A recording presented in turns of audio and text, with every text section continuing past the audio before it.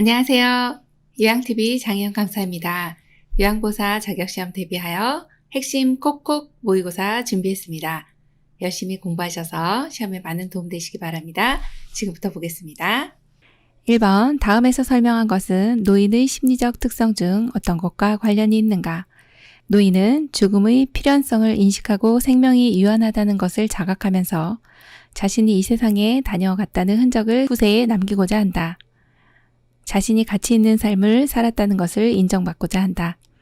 1번 친근한 사물에 대한 애착심, 2번 유산을 남기려는 경향, 3번 생에 대한 회고의 경향, 4번 경직성이 증가, 5번 시간 전망의 변화. 정답은요? 2번 유산을 남기려는 경향입니다. 우리가 태어나면 돌아가신다는 거, 죽는다는 것은 누구에게나 다 해당이 되는 내용이고, 그렇지만 내가 이 세상에 다녀갔다라고 하는 어떤 흔적을 남기고 싶어 해요. 그것이 바로 유산이라는 거죠. 흔적을 남기고 싶고 또 자신이 이만큼 가치 있는 삶을 살았어요 라고 하는 것을 자손들에게 남기고 싶어 하는 거죠. 그것이 바로 유산을 남기려는 경향이다. 이렇게 보시면 되겠습니다. 2번 다음 노인복지사업 중 노인사회활동 및 여가활동 지원 사업에 해당하는 것은 1번 결식우려 노인 무료급식 지원, 2번 노인 실명 예방사업, 3번 경로당 운영, 4번 노인 건강진단, 5번 노인 무릎 인공관절 수술 지원. 정답 골라보겠습니다. 3번 경로당 운영이죠. 자, 어르신들 사회활동이나 여가활동을 지원하는 사업은요, 경로당 운영입니다. 많이들 다니셨을 거고 아시는 내용이라 3번으로 골라주시면 되겠습니다. 3번 장기요양 등급 중 노인성 질병에 해당하는 치매 환자로서 장기요양 인정 점수가 45점 미만인 자의 요양 등급은 1번 제1등급, 2번 제2등급, 3번 제3등급, 4번 제4등급, 5번 인지지원 등급. 정답 골라보겠습니다. 정답은요? 5번 인지지원 등급입니다. 자, 노인성 질병에 해당하는 치매 환자세요. 그리고 점수가요. 45점 미만이네요. 점수가 높을수록 등급이 높습니다. 그래서 1등급이 가장 높죠. 2, 3, 4, 5등급까지 있고 그리고 하나가 더 인지지원 등급이라고 하는 등급이 있습니다. 네, 치매가 있으신 어르신들은 45점 미만이라 할지라도 등급이 나와요. 그래서 이러한 등급을 인지지원 등급이다 이렇게 보시면 되겠습니다. 4번 노인 장기요양보험 표준 서비스 내용 중 행동변화 대처는 어느 분류에 해당하는가? 1번 신체활동 지원, 2번 일상생활 지원, 3번 기능회복 지원, 4번 정서 지원, 5번 치매 관리 지원. 정답 골라보겠습니다. 5번 치매 관리 지원입니다. 요양보 업무와 관련한 이 표준 서비스와 각각의 내용들을 많이 이제 출제를 하게 됩니다. 신체활동 지원 서비스는 11개 항목이고요. 일상생활 지원 서비스는 취사, 청소 및 주변 정돈, 세탁 등 뭐 이렇게 3가지에 해당이 되고 기능 회복 지원 서비스에 해당하는 것은 한 8가지 항목이 됩니다. 정서 지원 서비스는 어르신과 이제 말벗을 해드리는 내용들, 또 소통하고 관련된 내용이나 상담과 관련된 내용을 이렇게 정서 지원 파트에 넣으시면 되고요. 행동 변화 대처라고 하는 것은 딱 하나밖에 없죠. 치매 관리 지원 서비스에 해당하는 내용 중에 하나가 이제 행동 변화 대처라고 보시면 되겠습니다. 그래서 정답이 5번이네요. 5번 시설 생활 노인의 권리 보호를 위한 윤리 강령 중 다음 내용과 관련 있는 권리는 종사자의 편의에 따라 식사 시간이 조정되지 않도록 한다. 모든 서비스 제공 과정에서 노인의 이익이 최대한 보장되도록 한다. 개인적 선호와 건강 및 기능 상태에 따라 다양한 영양급식을 제공해야 한다. 1번 질 높은 서비스를 받을 권리, 2번 존엄한 존재로 대우받을 권리, 3번 안락하고 안전한 생활 환경을 제공받을 권리, 4번 기호품 사용에 관한 자기 결정의 권리, 5번 개별화된 서비스를 제공받고 선택할 권리. 정답 골라보겠습니다.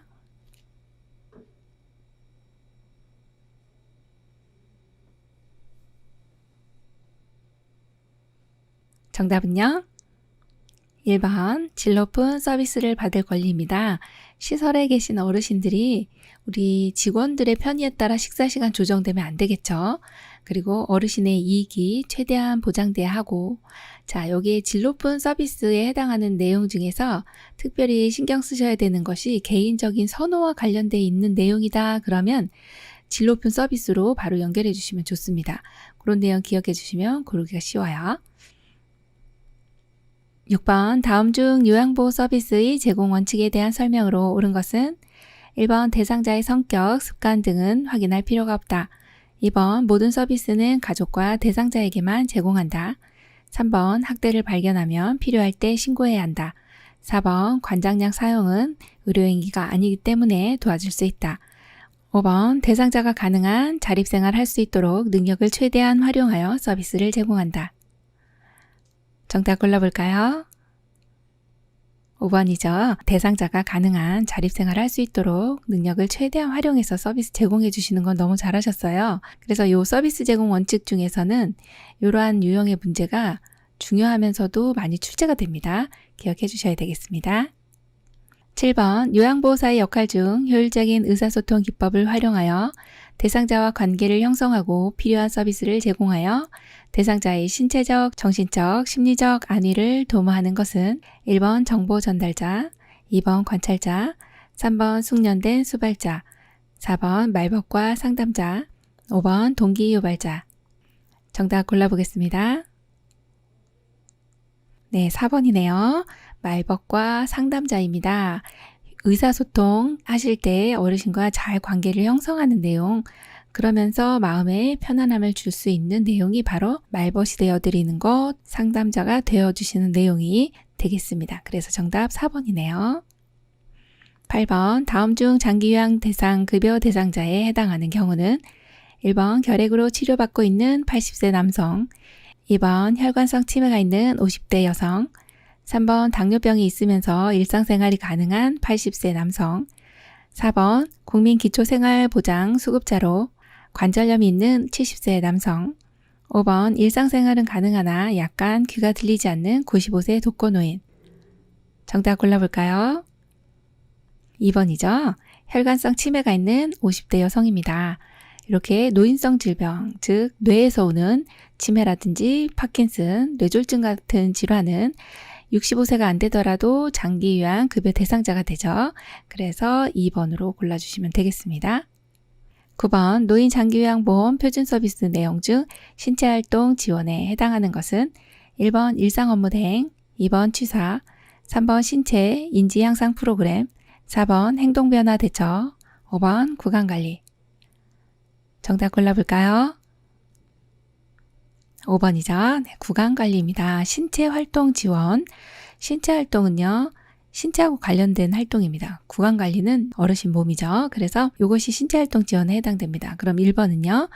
네, 일상생활 업무를 대행해 주시는 건 개인 활동입니다. 그래서 요거는 개인 활동 지원 서비스가 되고, 취사라고 하는 것은 우리가 주부님들은 일상생활이잖아요. 그래서 일상생활 지원 서비스는 밥하고 빨래하고 청소하고 주변 정돈하고 이게 우리 일상생활이잖아요. 그래서 그런 건 일상생활 지원 서비스다 이렇게 외워주시면 되고, 세 번째 신체 인지 향상 프로그램 같은 경우는 기본 기능 회복 훈련 서비스에 해당이 됩니다. 4번에 이제 행동변화 대처는 치매관리 지원 서비스에 해당이 되는 내용이죠. 10번 요양보호사의 직업윤리에 대한 설명 중 옳은 것은 1번 대상자의 건강상태 등 업무와 관련 사항을 가족에게 비밀로 한다. 2번 업무상 알게 된 개인정보는 가족, 시설장 등과 적극적으로 협력한다. 3번 대상자의 자기 결정보다 가족의 의사를 최대한 존중한다.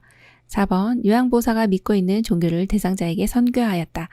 5번 효율적인 업무를 수행하기 위해 지속적으로 지식과 기술을 습득한다. 정답은요? 5번이죠.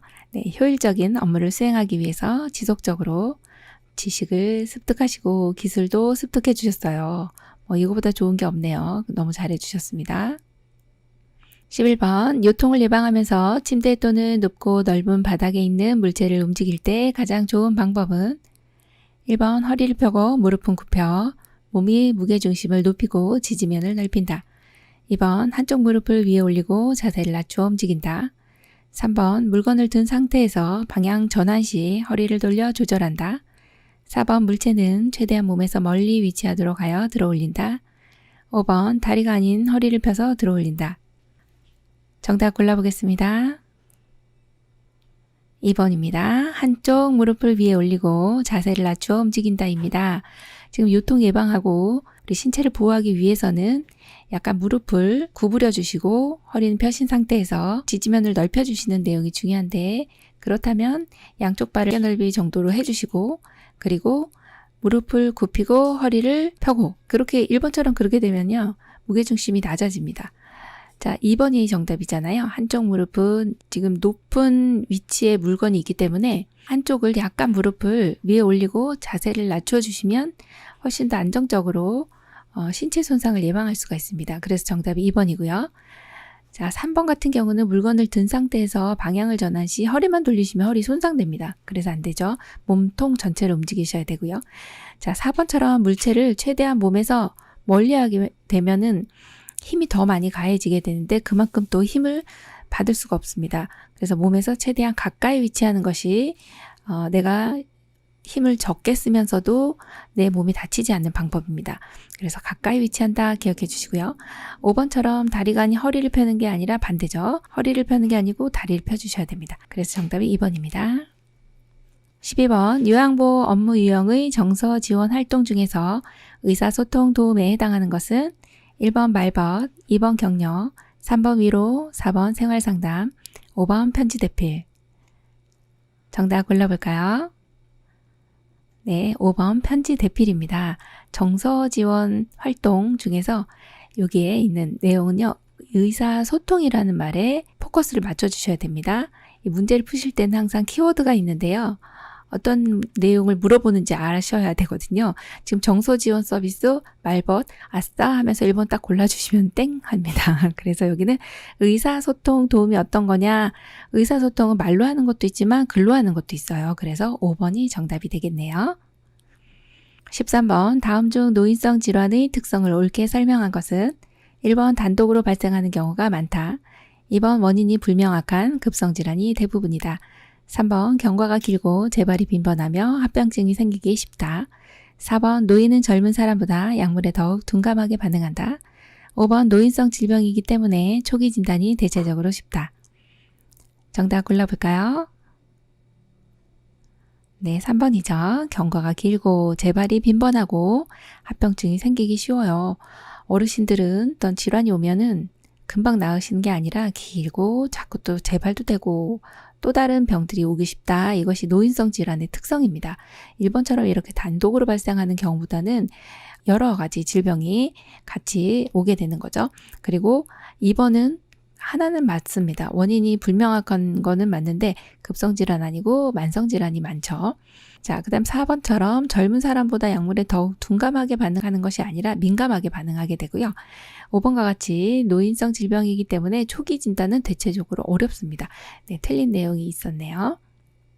14번 다음 중 소화기계의 질병과 그 증상이 옳게 연결된 것은 1번 위염, 새벽 1시에서 2시에 상복부 불편감, 2번 위궤양, 식사 후 명치 부위 심한 통증, 3번 위암, 출혈, 토혈, 혈변, 4번 대장암, 소화불량, 복부통증, 식욕감퇴, 5번 설사, 혈변, 직장출혈, 점액분비. 정답 골라볼까요? 네, 3번 위암, 출혈, 토혈, 혈변입니다. 출혈은 위에서 출혈이 일어나는 거고요. 토혈은 토할 때 피를 토하는 거고, 혈변은 변을 볼 때 피가 나오는 거네요. 위암은 위가 이렇게 모양이 주머니 형태로 생겨 있는데 위에 점막에만 국한되어 있는 그러한 암은 이제 조기 위암이고요. 그리고 근육층까지 손상된 경우는 진행성 위암이다. 이렇게 이제 근육이 장운동을 하기 때문에 근육이 있습니다. 그래서 근육층까지 침범된 것을 진행성 위암이다. 이렇게 얘기를 하는데 암이 진행이 되면서 주변에 있는 혈관들을 끌어모아서 암세포들이 먹고 살아야 되니까 이게 이제 조직이 점점 커지게 되죠. 그렇게 되면 여기서 출혈이 일어나게 됩니다. 그래서 암이라고 하는 것은 출혈을 거의 동반하게 되고 이렇게 피가 나오다 보니까 위로도 올라오고 그게 토혈이죠. 아래로도 가고 혈변입니다. 그래서 3번 위암, 출혈, 토혈, 혈변을 골라주시면 되고 1번하고 2번은 내용이 바뀌었어요. 위염은 이렇게 연결해 주시면 되고 위궤양은 새벽에 찾아오는 통증, 위염은 점막에만 국한돼서 점막이 손상된 것이 위염이고요. 또 근육층까지 손상된 것은 위궤양입니다. 그러면 어느 게 더 심하겠어요? 예, 위궤양이 더 심하죠. 밤에 아픈 게 더 많이 아픈 거거든요. 새벽에 아파요. 그러면 위궤양 이렇게 보시면 됩니다. 자, 4번하고 5번도 역시 이렇게 틀린 내용이죠. 대장암 해당하는 내용이 여기 아래쪽에 혈변, 직장출혈, 점액분비 이것이 대장암에 해당하는 내용이고요. 설사 같은 경우는 물이 많이 있는 그러한 변을 보는 것이 설사죠. 15번 다음 사례에서 볼 수 있는 노인학대의 유형은 제한된 공간에 강제로 가두거나 노인의 거주지 출입을 통제한다. 약물을 사용하여 노인의 신체를 통제하거나 저해한다. 노인이 원하지 않거나 수행하기 어려운 노동을 하게 한다. 1번 방임, 2번 정서적 학대, 3번 경제적 학대, 4번 유기, 5번 신체적 학대. 정답 골라볼까요? 5번 신체적 학대입니다. 지금 제한된 공간에 가두었어요. 어르신을 가두었대요. 그럼 어르신이 몸을 못 움직이시는 거죠. 그래서 신체를 못 움직이게 하는구나. 그래서 신체적 학대가 됩니다. 2번 역시 약물을 사용해서 어르신의 어디를요? 신체를 통제하는 거잖아요. 그리고 세 번째 나와 있는 내용도 어르신이 원하지 않는데 노동을 하는 건데 노동은 거의 육체적으로 하잖아요. 그래서 5번을 골라주시면 됩니다. 신체적 학대입니다. 16번 심장의 수축력이 저하되어 신체 조직에 필요한 만큼의 충분한 혈액을 내보내지 못하는 질환은 1번 고혈압, 2번 심부전, 3번 만성 신부전, 4번 동맥경화증, 5번 빈혈. 정답 골라볼까요? 2번 신부전입니다. 자, 여기 문제를 한번 보시면 어디가 아프대요? 네, 심장이요. 심장이 원래 역할이 뭐예요? 심장은 수축을 해서 온몸에 피를 내보내주는 기관입니다. 그런데 수축력이 저하가 됐어요. 그래서 심장 기능이 그럼 떨어졌구나. 이것이 바로 심부전, 심장의 기능이 제대로 되지 않는구나. 그러한 질병이 심부전증이다. 이렇게 보시면 됩니다. 정답 2번이죠.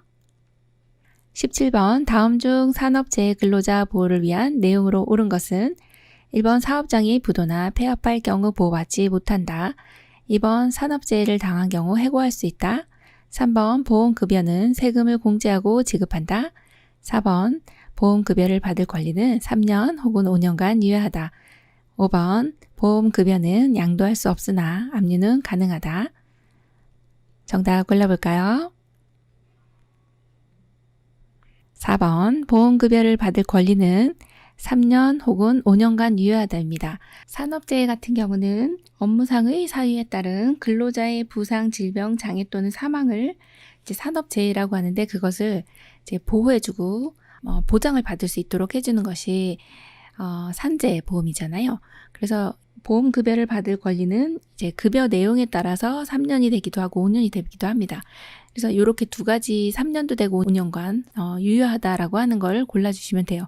이 문제를 풀다 보면은 산업재해가 뭐 3년이면 3년이지 3년도 되고 5년도 되고 이렇게 아리까리하네 이렇게 생각하실 수가 있는데 그래서 이제 시험 문제를 내게 되는 거예요. 그래서 급여 내용에 따라서 3년 유효한 것도 있고 5년 유효한 것도 있다 이렇게 보시면 되는데 1번은 한번 내용 보겠습니다. 부도나 폐업할 경우 보호받지 못하나요? 아니요, 보호받습니다. 자, 2번도요. 이렇게 산재를 당했다고 해서 해고할 수 있나요? 없습니다. 자, 3번은요. 세금을 공제하나요? 아닙니다. 공제하지 않아요. 그래서 요거는 세금을 떼지 않는다. 그렇게 보시면 되고 5번처럼 보험급여는 양도할 수 없으나 네, 맞습니다. 양도할 수 없지만 압류는 가능한가요? 아닙니다. 이거는 내가 다쳐서 치료받아야 되기 때문에 압류도 안 됩니다. 네, 그렇게 보시면 되겠습니다. 18번 다음 증상과 관련 있는 노인성 질환은 서해부와 대퇴부의 통증, 이동의 제한, 뼈가 부러지는 소리.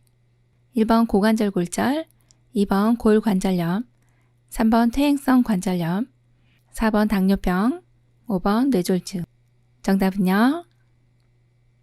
1번 고관절 골절입니다. 자, 여기에 서해부와 대퇴부의 통증입니다. 서해부는 생식기가 있는 쪽이죠. 대퇴부는요, 넙다리 뼈라고 해서 골반과 다리를 연결해주는 아주 커다란 뼈입니다. 여기가 아프네요. 그러면 고관절이라고 하는 이 부분이 고관절입니다. 그래서 고관절 골절이라고 보시면 되겠죠. 정답 1번이네요. 19번 요실금이 치료 및 예방법으로 가장 적합한 것은 1번 비타민 D를 충분히 섭취하도록 한다. 2번 체중 부하 운동을 한다. 3번 충분한 칼슘 섭취를 한다.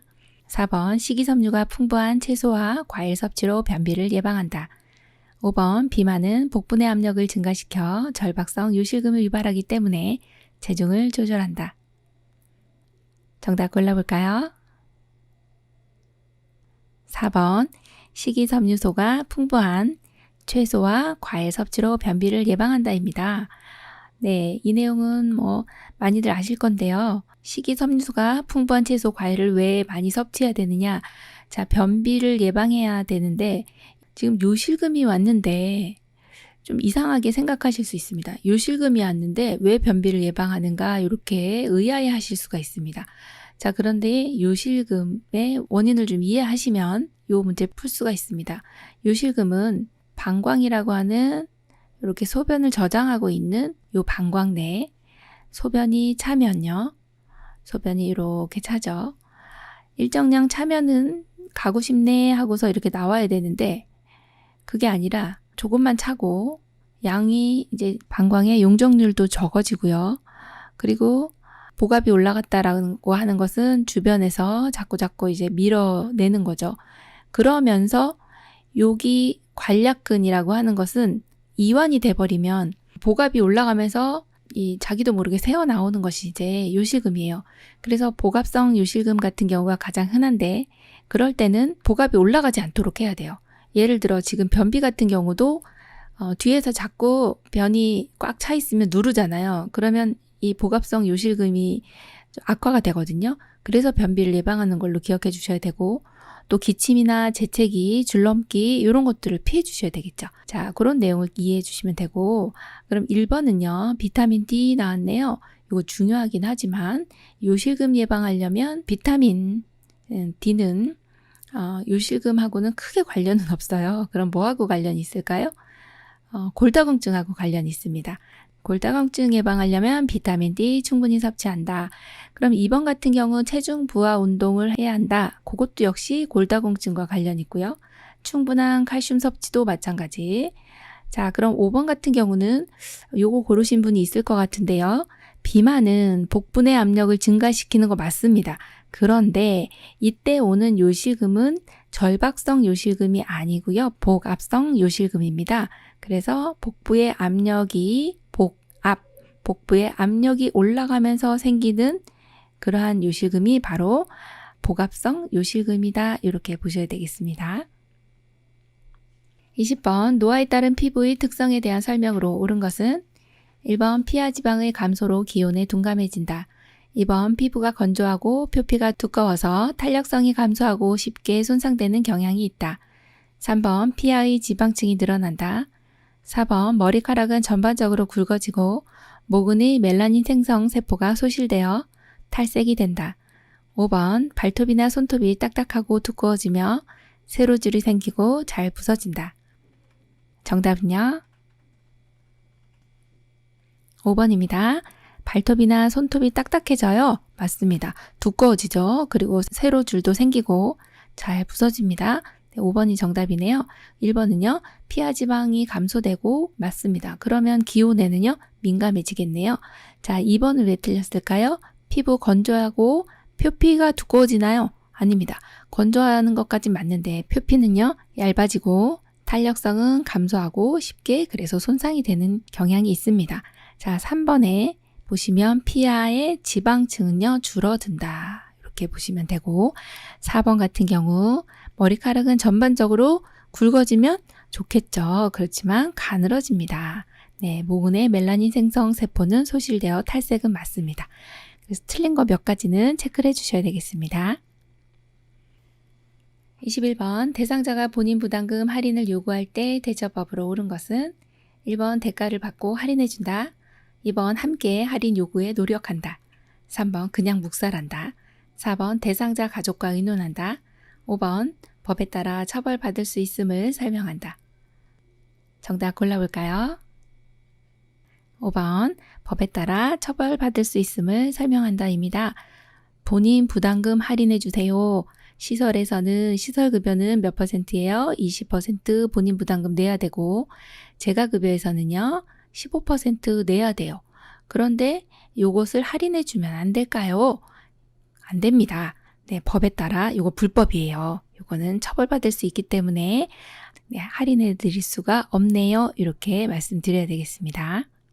22번 다음 내의 업무를 담당하는 기관은 어디인가? 노인 학대 사례의 신고 접수, 신고된 시설 학대 사례에 대한 확인 개입, 학대 사례에 대한 사례 관리 절차 지원. 1번 경찰서, 2번 노인보호 전문기관, 3번 보건복지부, 4번 학대 피해 노인 전용 쉼터, 5번 주민자치센터. 정답 골라보겠습니다. 2번 노인보호 전문기관입니다. 자, 이런 유형의 문제는 상당히 많이 나오는데요. 지금 어르신들을 학대하시는 분들이 꽤 있습니다. 그래서 노인 학대에 대한 부분은 우리가 정확히 알고 계셔야 돼요. 자, 이런 어르신들을 발견했다, 의심이 된다 그러면 신고해야 됩니다. 이것을 신고하는 기관은 두 곳인데요. 경찰서나 노인보호 전문기관입니다. 그런데 이제 신고를 했어요. 그럼 사례에 대한 확인이나 아니면 사례 관리에 대한 절차를 지원하는 이런 기관은 바로 노인보호 전문기관이기 때문에 이 모든 내용에 부합한 답이 바로 2번이라고 보시면 되겠습니다. 23번 다음 중 좁은 시야, 안구 통증, 뿌옇게 혼탁된 각막과 관련 있는 증상은 1번 선망, 2번 백내장, 3번 안구 건조증, 4번 녹내장, 5번 결막염. 정답은요? 4번 녹내장입니다. 네, 눈에 관련돼서 시험은 요 백내장하고요, 녹내장하고 두 개를 번갈아 가면서 냅니다.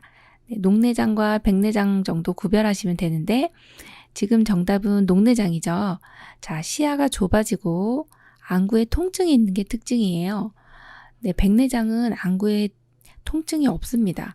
그런데 녹내장은 왜 통증이 있을까요? 안압이라고 하는 눈의 압력이요. 안압이 상승이 됐기 때문에 눈이 아픈 거예요. 압력이 올라가서 꾹꾹 누르니까 아픈 거예요. 그래서 정상 안구 같은 경우는 누르질 않으니까 안 아픈데요. 오른쪽에 녹내장 있으신 분의 눈을 보니까 방수라고 하는 게 있죠. 여기에 물이 나오는데요. 눈에 영양을 공급해주는 물입니다. 여기 이제 각막 쪽에 이 섬유주라고 하는 곳에서 방수가 나오는데 나왔다가 빠져나가질 못하거나 어떤 원인에 의해서 압력이 올라가는 거죠. 그러면 압력이 올라갔네. 그럼 이 방수가 너무 세다 보니까 누를 수밖에 없는 거예요. 그러니까 아픈 거죠. 그런데 왜 시야가 좁아지느냐? 시력도 시신경이 손상을 받으면서 눈도 잘 안 보여지게 되느냐? 그것은 요 망막층이 이렇게 여기가 망막이에요. 시신경이 여기 이렇게 있기 때문에 자꾸 누르면 이 시신경이 손상을 받게 되는 겁니다. 그러한 질병이 바로 녹내장이고 뿌옇게 혼탁한 각막이라고 되어 있는데 각막이 눈에서는 거의 앞부분 여기를 차지하는 곳이 바로 각막입니다. 여기에 이제 이 방수가 빠져나가지 못하고 여기에 이렇게 축적이 되다 보니 이게 뿌옇게 혼탁이 되어 있구나. 그렇게 이해해 주시면 되겠습니다. 24번 다음 중 당뇨병에 대해 옳게 설명한 것은 1번 소화기계 질환이다. 2번 인슐린이 과다 분비될 경우 발생한다. 3번 소변량이 감소한다. 4번 공복 시 운동을 하거나 장시간 등산 시에는 고혈당에 대비한다. 5번 질 분비물 및 질 감염이 증가한다. 정답 골라볼까요? 5번 질 분비물 및 질 감염이 증가한다입니다. 당뇨병이라고 하는 것은 우리 몸에 당이 들어왔을 때 인슐린이 분비가 되면서 당을 사용을 해야 됩니다. 그런데 인슐린이 분비되지 못하기 때문에 당을 쓰지 못해서 혈중 내 당이 올라가서 고혈당이 되는 그러한 질환이 바로 당뇨병인데요. 이러한 당뇨병은 1번에 보시면 소화기계 질환이 아니고요. 이것은 내분비계 질환입니다. 자, 2번은 왜 틀렸을까요? 인슐린이 과다 분비된 경우가 아니라 적게 인슐린이 분비가 잘 안 된 경우에 발생을 하는 거고요. 자, 3번처럼 소변량은요, 굉장히 많아집니다. 왜 많아지느냐? 이 당이 너무 높으니까 나가야 되잖아요. 내보낼 때 소변으로 내보내야겠다라고 하면서 이제 나갑니다. 근데 그냥 나가질 않고 물과 함께 나가기 때문에 소변량이 굉장히 많아지죠. 그래서 그러한 것을 다뇨다 이렇게 얘기를 합니다. 자, 그럼 4번은요. 공복 시 운동을 하거나 장시간에 등산할 때는요. 저혈당에 대비해야 되겠구나 이렇게 봐야 되겠네요.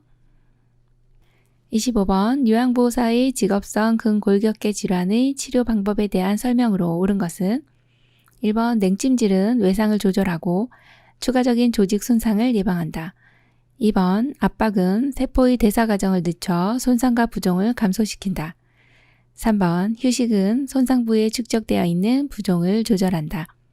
4번 초기 치료는 온찜질, 만성 통증에는 냉찜질이 효과적이다. 5번 통증 부위를 고정하면 주변 근육 이완 및 경련 감소 효과가 있다. 정답 골라볼까요?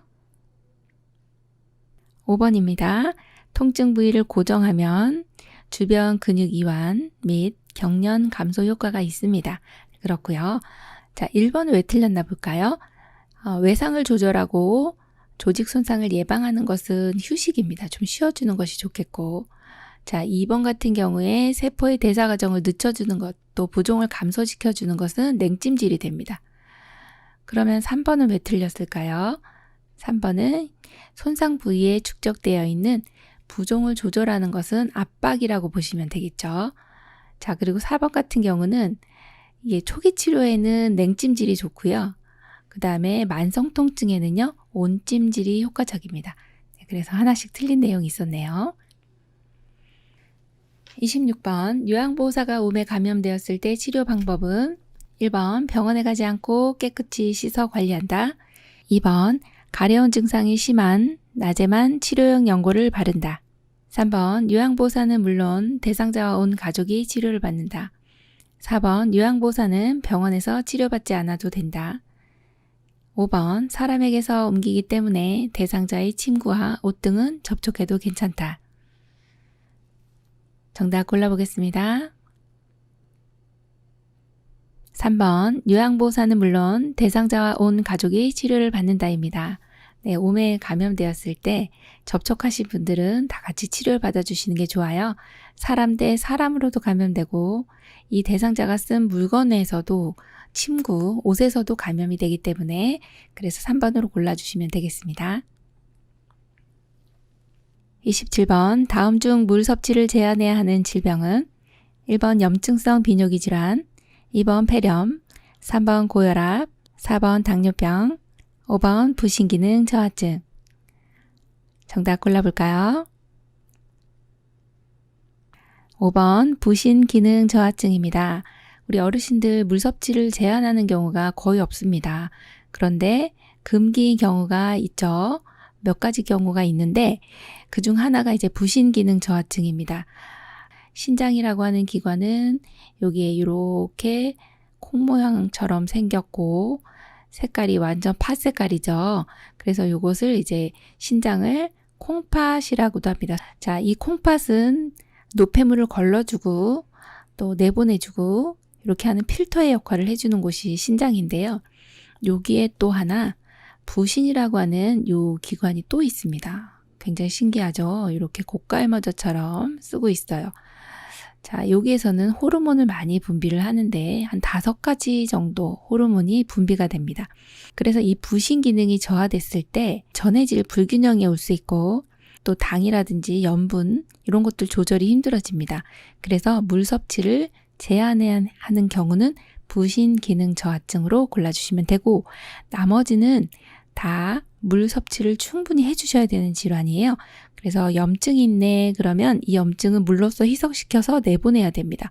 네, 염증 있네 그러면 물 많이 먹어야 돼요. 기억해 주시고, 고혈압 같은 경우는 혈전이 생기기 때문에 그런 것들을 이제 피가 혈압이 높고 하면 혈관 손상이 일어나고 또 점도가 높아지면 고혈압 합병증이 생길 수 있어요. 그래서 물 충분히 드셔주시고, 당뇨병도 물을 드셔주셔야 당이 내려가는 데 도움이 됩니다. 그래서 정답이 5번이네요. 28번 65세 이상 노인 대상 예방접종 시기에 대해 옳게 연결된 것은 1번 독감 3년마다, 2번 파상풍 매년, 3번 폐렴구균 10년마다, 4번 인플루엔자 매년, 5번 결핵 5년마다. 정답 골라볼까요? 네, 4번이죠. 65세 이상 노인 대상 예방접종은 시험에 많이 나오고요. 인플루엔자는 매년 맞는다. 이것이 이제 1번에 보면 인플루엔자가 독감 예방 주사잖아요. 네, 그래서 인플루엔자 바이러스에 의한 감염이 바로 독감이다. 이렇게 보시면 돼서 매년 맞는다. 그렇게 골라주셔야 되겠네요. 29번 다음 중 바람직한 비언어적 의사소통 방법으로 옳은 것은 1번 지나친 머리 끄덕임, 2번 시선을 한 곳에 고정, 3번 대상자의 느낌과 정서에 반응하는 어조, 4번 손가락으로 지적하는 행위, 5번 몸을 앞으로 구부리는 태도. 정답 골라볼까요? 3번 대상자의 느낌과 정서에 반응하는 어조입니다. 자, 비언어적 의사소통은 말로써 하는 것이 아니라 몸으로써 보여지는 이러한 말로 하는 것이 아닌 것을 다 이제 비언어적인 의사소통 방법이라고 봅니다. 대상자가 어떤 걸 느끼는지 또 어떻게 반응하는지 이거에 대해서 우리가 공감하고 또 이렇게 끄덕여주고 하는데 1번처럼 지나친 머리 끄덕임이 아니라 간혹 이렇게 대화를 하다가 이제 이렇게 한 번씩 머리 끄덕여주면 그 어르신이 내 말을 이해하고 있구나 이렇게 생각하십니다. 그래서 3번으로 골라주시면 돼요. 30번 다음 중 골다공증의 예방 및 치료법으로 옳은 것은 1번 요가, 수영으로 유연성을 유지한다. 2번 선크림을 바른다. 3번 근육과 뼈에 힘을 주는 체중 부하 운동을 한다. 4번 고지방, 고단백 식이를 섭취한다. 5번 스트레스를 피하고 정신적 안정 유지를 한다. 정답 골라볼까요? 네, 3번이네요. 근육과 뼈에 힘을 주는 체중 부하 운동을 한다. 위에 있는 뼈는 정상인의 뼈입니다. 아주 튼튼하게 생겼죠. 아이고, 아래에 있는 뼈, 골다공증 대상자의 뼈는요. 너무 구멍이 숭숭숭 뚫렸어요. 여기 막 여기도 구멍, 여기도 구멍. 지금 곧 부러지게 생겼습니다. 골절도 많이 입게 됩니다. 그래서 이런 분들은 체중 부하 운동을 해야 된다. 그렇게 골라주시면 됐네요. 체중 부하 운동을 한다 라고 골라주시면 됩니다. 31번 다음 중 선망이 있는 대상자를 돕는 방법으로 옳은 것은 1번 항상 단호하고 부드러운 목소리로 말한다. 2번 개인 물품을 다른 곳에 감춘다. 3번 대상자의 이름을 부르면서 이야기한다. 4번 혼자 있게 한다. 5번 방문자 수를 많게 한다. 정답 골라볼까요? 1번 항상 단호하고 부드러운 목소리로 말한다 입니다. 선망이라고 하는 것은 의식장애로 주의력 저하, 인지기능 장애와 이런 것이 정신병적으로 나타나는 증상들, 환청, 환각, 환시 이러한 것이 선망인데요. 헛것을 보기 때문에 주의력이 많이 떨어져 있습니다. 그래서 단호하고 부드럽게 말씀해 주시면 되고 이번처럼 물품 막 감추거나 하시면 안 됩니다.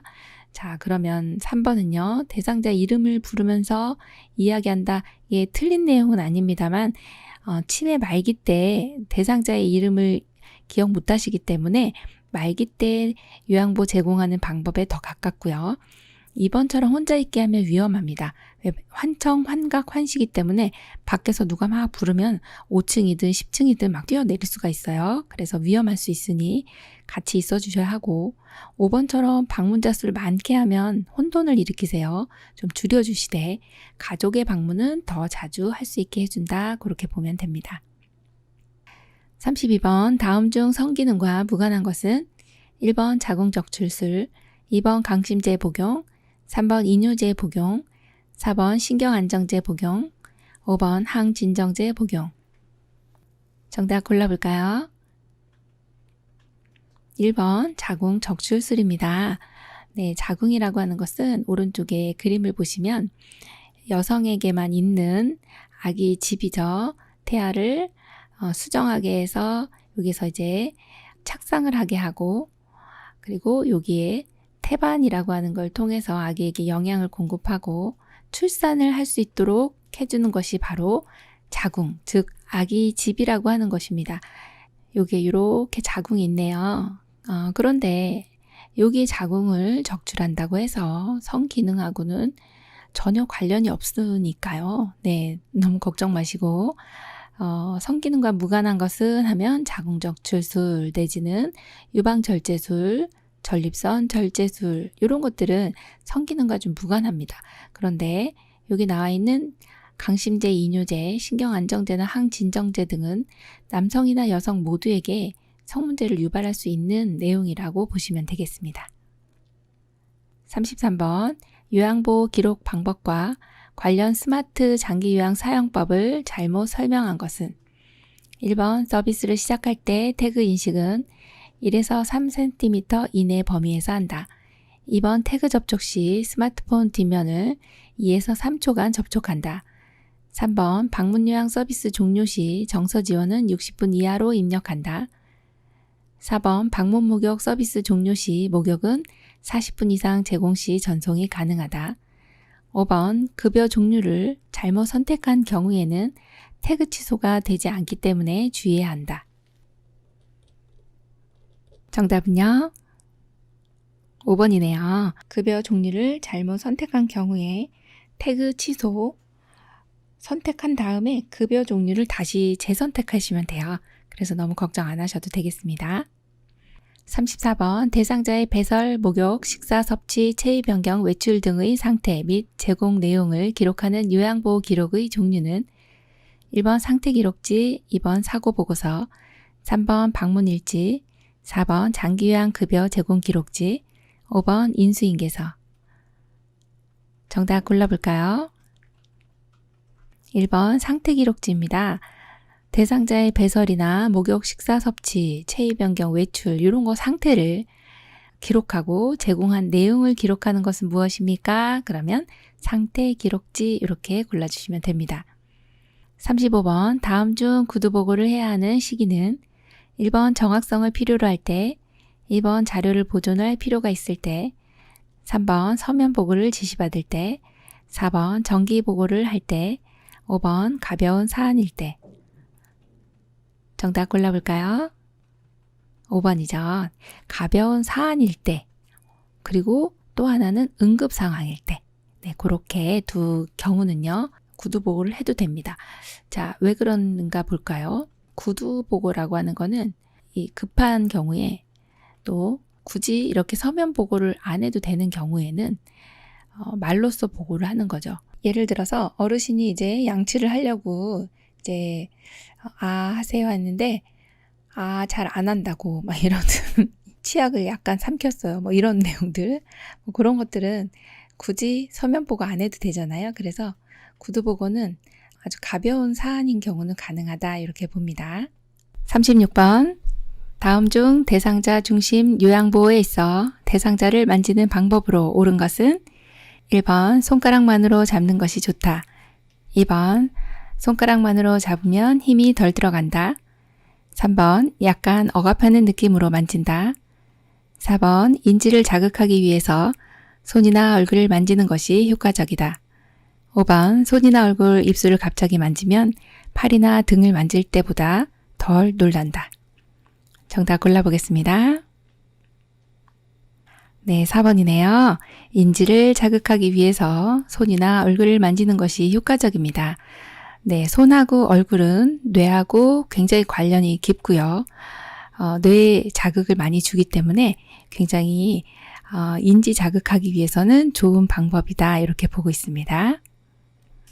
37번 다음 중 대상자가 식사를 할 때 올바른 자세는 1번 의자의 높이는 발바닥이 바닥에 닿지 않는 정도가 좋다. 2번 식탁의 높이를 가슴 높이와 같게 한다. 3번 식탁 안쪽 깊숙이 의자를 당겨 앉는다. 4번 의자는 팔받침, 등받이가 없는 것이 좋다. 5번 편마비 대상자는 불편한 쪽을 밑으로 하여 옆으로 누운 자세를 취한다. 정답 골라보겠습니다. 3번 식탁 안쪽 깊숙이 의자를 당겨 앉는다 입니다. 이것이 가장 올바른 자세고요. 이렇게 지금 그림과 같이 당겨 앉으시면 이렇게 안전하게 의자에서 식사하실 수가 있는데, 그렇지 않으면 여기 걸터 앉으시는 경우는 낙상이 일어나기가 쉽거든요. 그래서 정답이 3번이고요. 1번 같이 의자의 높이가 너무 높으면요, 발바닥이 바닥에 닿지 않아요. 그러면은 균형을 잡기가 힘듭니다. 그래서 너무 높지 않게 해주시는 게 좋겠고, 식탁의 높이를 가슴 높이까지 올라오면 식사하시기가 얼마나 힘들까요? 네, 배꼽이죠. 자, 4번처럼 팔받침, 등받이가 없으면 지금과 같이 이렇게 안정된 자세가 나오지 않습니다. 다 있는 것이 좋고요. 5번 같이 편마비 대상자가 불편한 쪽을 밑으로 하면 마비 있는 쪽, 즉 불편한 쪽이 순환이 되지 않아요. 그래서 건강한 쪽을 밑으로 하여 옆으로 누운 자세가 좋습니다. 그래서 정답이 3번이네요. 38번 식사 자세 중 침대에서 일어나거나 앉을 수 없는 경우 침대의 높이는 1번 직각으로 세운다. 2번 약 60에서 90도 높인다. 3번 수평으로 한다. 4번 약 30에서 60도 높인다. 5번 수직으로 한다. 정답 골라보겠습니다. 네, 4번이네요. 약 30에서 60도 높입니다. 지금 식사하실 때 지금 침대에서 일어나거나 앉을 수 없기 때문에 직각으로 못 세우는 겁니다. 그래서 30에서요, 60도 요거 기억해 주시면 되겠습니다. 39번 다음 중 대상자가 식사할 때 돕는 방법으로 옳은 것은 1번 가능하다면 식사 후 30분 정도 앉아있게 한다. 2번 환기를 시키고 조명을 어둡게 한다. 3번 누워있는 경우 가능한 대상자의 머리를 낮춘다. 4번 시력이 저하된 대상자에게 스스로 식사할 수 있도록 음식을 시계 반대 방향으로 둔다. 5번 건강한 쪽의 뺨 부위에 음식 찌꺼기가 남기 쉬우므로 식후 구강 관리를 한다. 정답 골라볼까요? 네, 1번입니다. 가능하다면 식사 후 30분 정도 앉아있게 해주시면 좋습니다. 이런 경우는요, 입으로 드시는 경우를 경구영양이다, 이렇게 일반적인 식사가 있고요. 또 하나는 관을 통해서 드시는 시기가 있습니다. 그런 것을 경관영양이라 하죠. 그래서 경구영양 혹은 경관영양, 입을 통해서 드시든 관을 통해서 드시든 둘 다 30분 식후에 앉아 계시는 것 동일하게 기억해 주시면 되겠습니다. 40번 다음 중 대상자의 경관 영양을 돕는 방법으로 옳은 것은 1번 의식이 없으면 식사 시작과 끝을 알릴 필요가 없다. 2번 영양주머니는 하루에 한 번 깨끗이 씻는다. 3번 관이 막히지 않도록 해야 하며 따뜻하게 해서는 안 된다. 4번 입안을 자주 청결히 하고 입술 보호제를 발라준다. 5번 영양액 주입 시 청색증이 나타나면 주입 후 보고한다. 정답은요, 4번 입안을 자주 청결히 하고 입술 보호제를 발라준다입니다. 네, 우리 경관영양 하시는 분들은 이러한 여기 영양액 주머니가 이렇게 있습니다.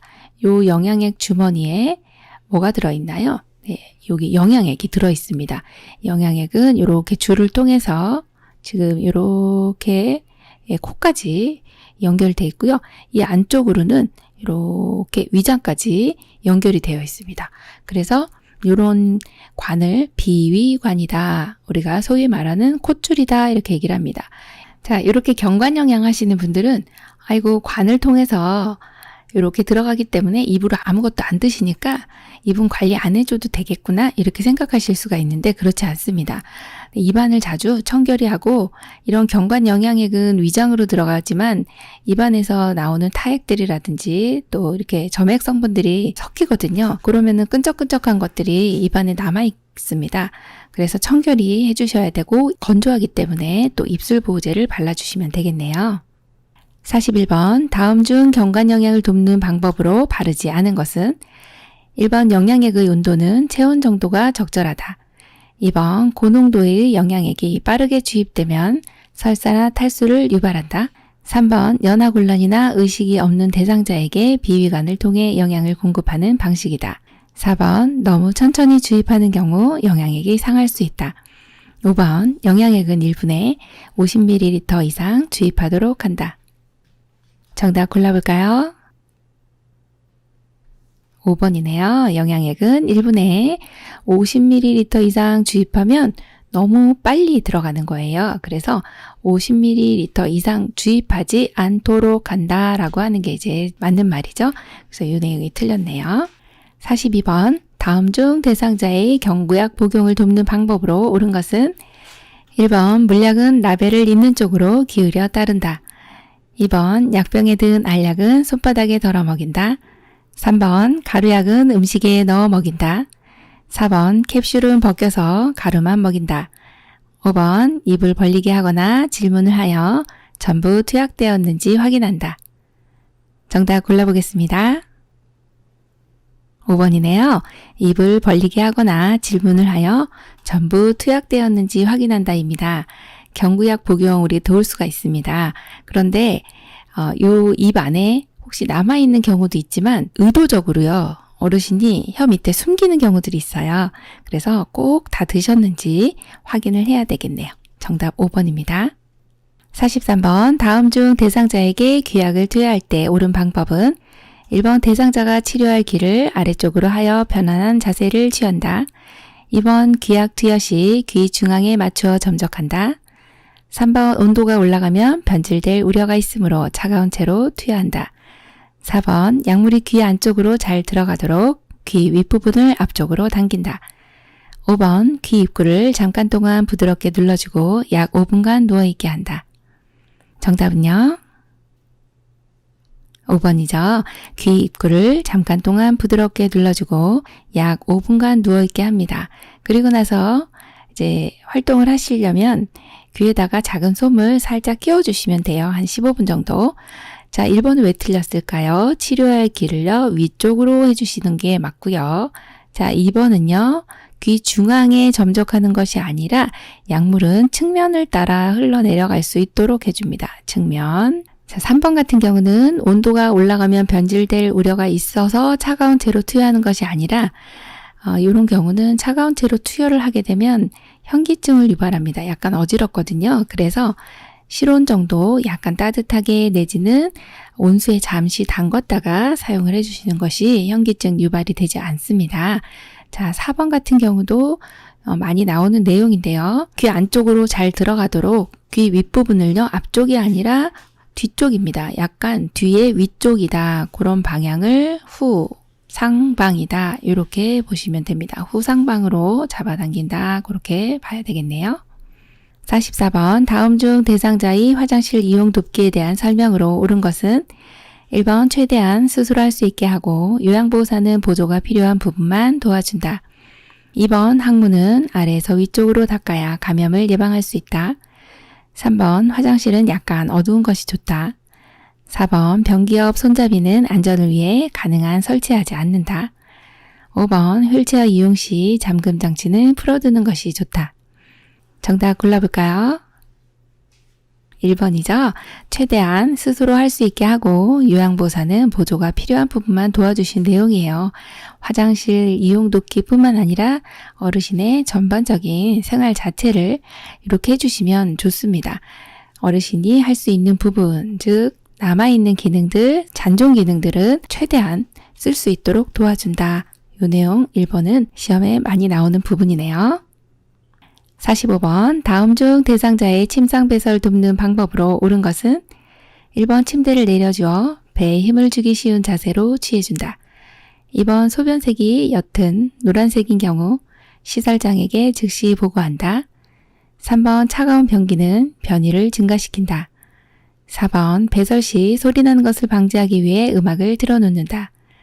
5번 대상자가 실수할 경우 또다시 실수하지 않도록 주의를 준다. 정답 골라볼까요? 4번이네요. 배설 시 소리 나는 것을 방지하기 위해 음악을 틀어놓는다입니다. 침상에서 배설할 때는 어르신 혼자만 계신 것이 아니라 또 다른 어르신이 계실 수도 있고 화장실이 아닌 관계로 마음이 이렇게 편하지가 않습니다. 그래서 음악을 틀어주시면 그 음악 소리에 묻혀서 일 보시기가 굉장히 수월하거든요. 그래서 정답이 4번이네요. 46번 다음 중 대상자의 이동변기 사용을 돕는 방법으로 옳은 것은 1번 요의나 변이를 느낄 때 참는 연습을 시킨다. 2번 배설 중에는 하반신을 수건으로 덮어준다. 3번 이동변기를 침대보다 낮은 위치에 둔다. 4번 편마비의 경우 이동변기는 불편한 쪽에 놓는다. 5번 변기안 배설물은 1일 1회 처리한다. 정답 골라보겠습니다. 2번 배설 중에는 하반신을 수건으로 덮어준다입니다. 자, 이동변기 같은 경우는 어떤 분이 사용을 할까요? 침상에서 일어설 수는 있습니다만 화장실까지 가기 힘든 경우나 아니면 밤에 화장실 가다 낙상을 입으시면 안 되기 때문에 밤에 침상 옆에서 일을 보실 수 있도록 도와주는 것이 이동변기입니다.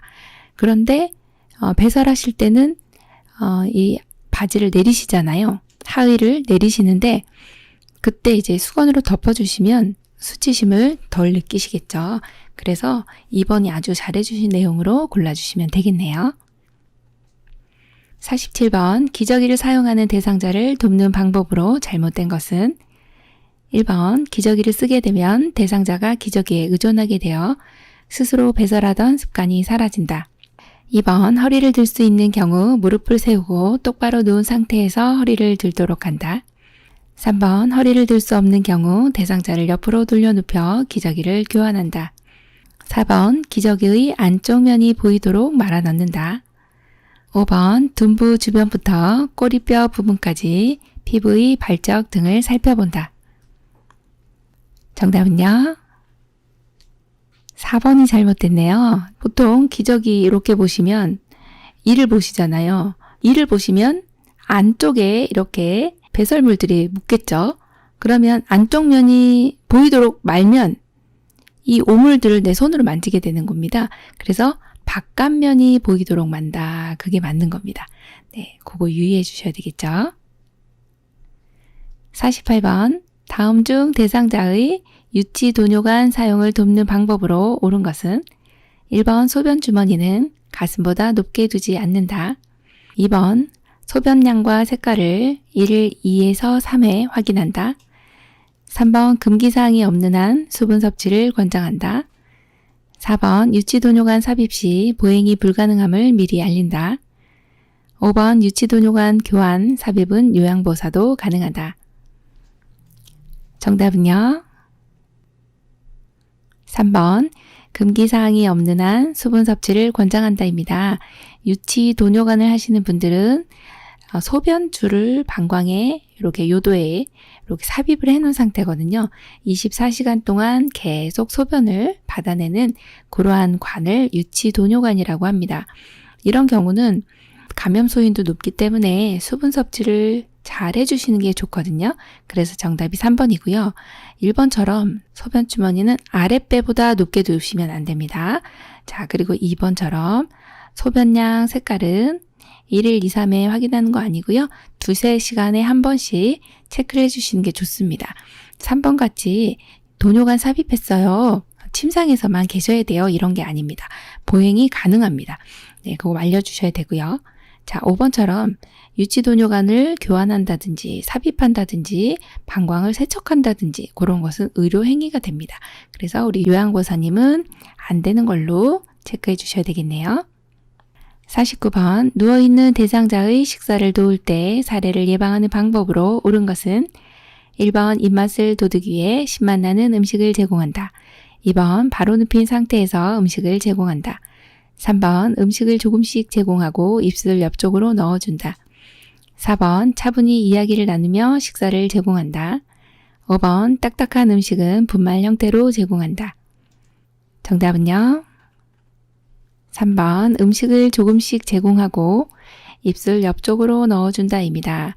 사례를 예방하기 위해서 음식을 너무 많이 넣어주시면 입에서 너무 이제 드시기가 힘들게 되죠. 그래서 여기 보시면 보통은 오른손을 많이 사용하시기 때문에 우리가 이제 식사를 도울 때도 오른쪽에서 이렇게 도와주시는 것이 훨씬 더 대상자가 편하게 느낍니다. 그리고 또 하나는 여기 식사를 하실 때 숟가락에 들어가는 밥의 양이요. 밥이 얼마나 양을 넣어주면 될까? 여기 이제 이렇게 가득 이렇게 넣어주시면 안 되겠죠. 얼마 정도 들어가면 될까요? 숟가락에 3분의 1 정도 해서 입술 옆쪽으로 넣어주시면 되겠습니다. 50번 다음 중 대상자의 입안 닦아내기 순서로 옳은 것은 1번 윗니와 잇몸, 아래쪽 잇몸과 이, 입천장, 혀, 볼 안쪽 2번 아래쪽 잇몸과 이, 윗니와 잇몸, 혀, 입천장, 볼 안쪽 3번 아래쪽 잇몸과 이, 윗니와 잇몸, 볼 안쪽, 입천장, 혀 4. 윗니와 잇몸, 아래쪽 잇몸과 이, 혀, 입천장, 볼 안쪽 5번 윗니와 잇몸, 아래쪽 잇몸과 이, 볼 안쪽, 입천장, 혀 정답 골라볼까요? 1번이네요. 윗니와 잇몸, 아래쪽 잇몸과 이, 입천장, 혀, 볼 안쪽입니다. 자, 이거 어떻게 기억해야 될까요? 윗니 아래 이 닦자 이런 노래가 있잖아요. 자, 세수할 때는 깨끗이 이쪽 저쪽 목 닦고 뭐 이런 노래가 있는데 거기에 나오는 그 가사 중에 하나가 윗니 아래 이 닦자 여기 있잖아요. 그래서 윗니 먼저, 윗니가 제일 먼저예요. 그 다음에 아랫니, 그래서 위 아래 이렇게 해주시면 되고 그 다음에 입천장이 위 먼저잖아. 위, 그래서 입천장, 그 다음에 아래로 다시 내려옵니다. 혀, 그리고 마지막 볼 이렇게 가시면 돼요. 자, 다시 기억할게요. 윗니, 아랫니, 다시 위로 갑니다. 입천장, 다시 아래로 내려와요. 혀, 그리고 볼, 볼은 마지막이구나. 이렇게 기억해 주시면 되겠습니다. 51번 다음 중 대상자의 의치 관리 방법으로 옳은 것은 1번 윗니를 끼울 때 검지가 입안으로 향하게 하여 밀어 넣는다. 2번 부분 의치는 클래스프를 손톱으로 끌어올려 빼낸다. 3번 아래쪽 의치를 먼저 빼서 의치 용기에 넣는다. 4번 잇몸 압박 자극을 해소하기 위해 의치를 물에 담가둔다.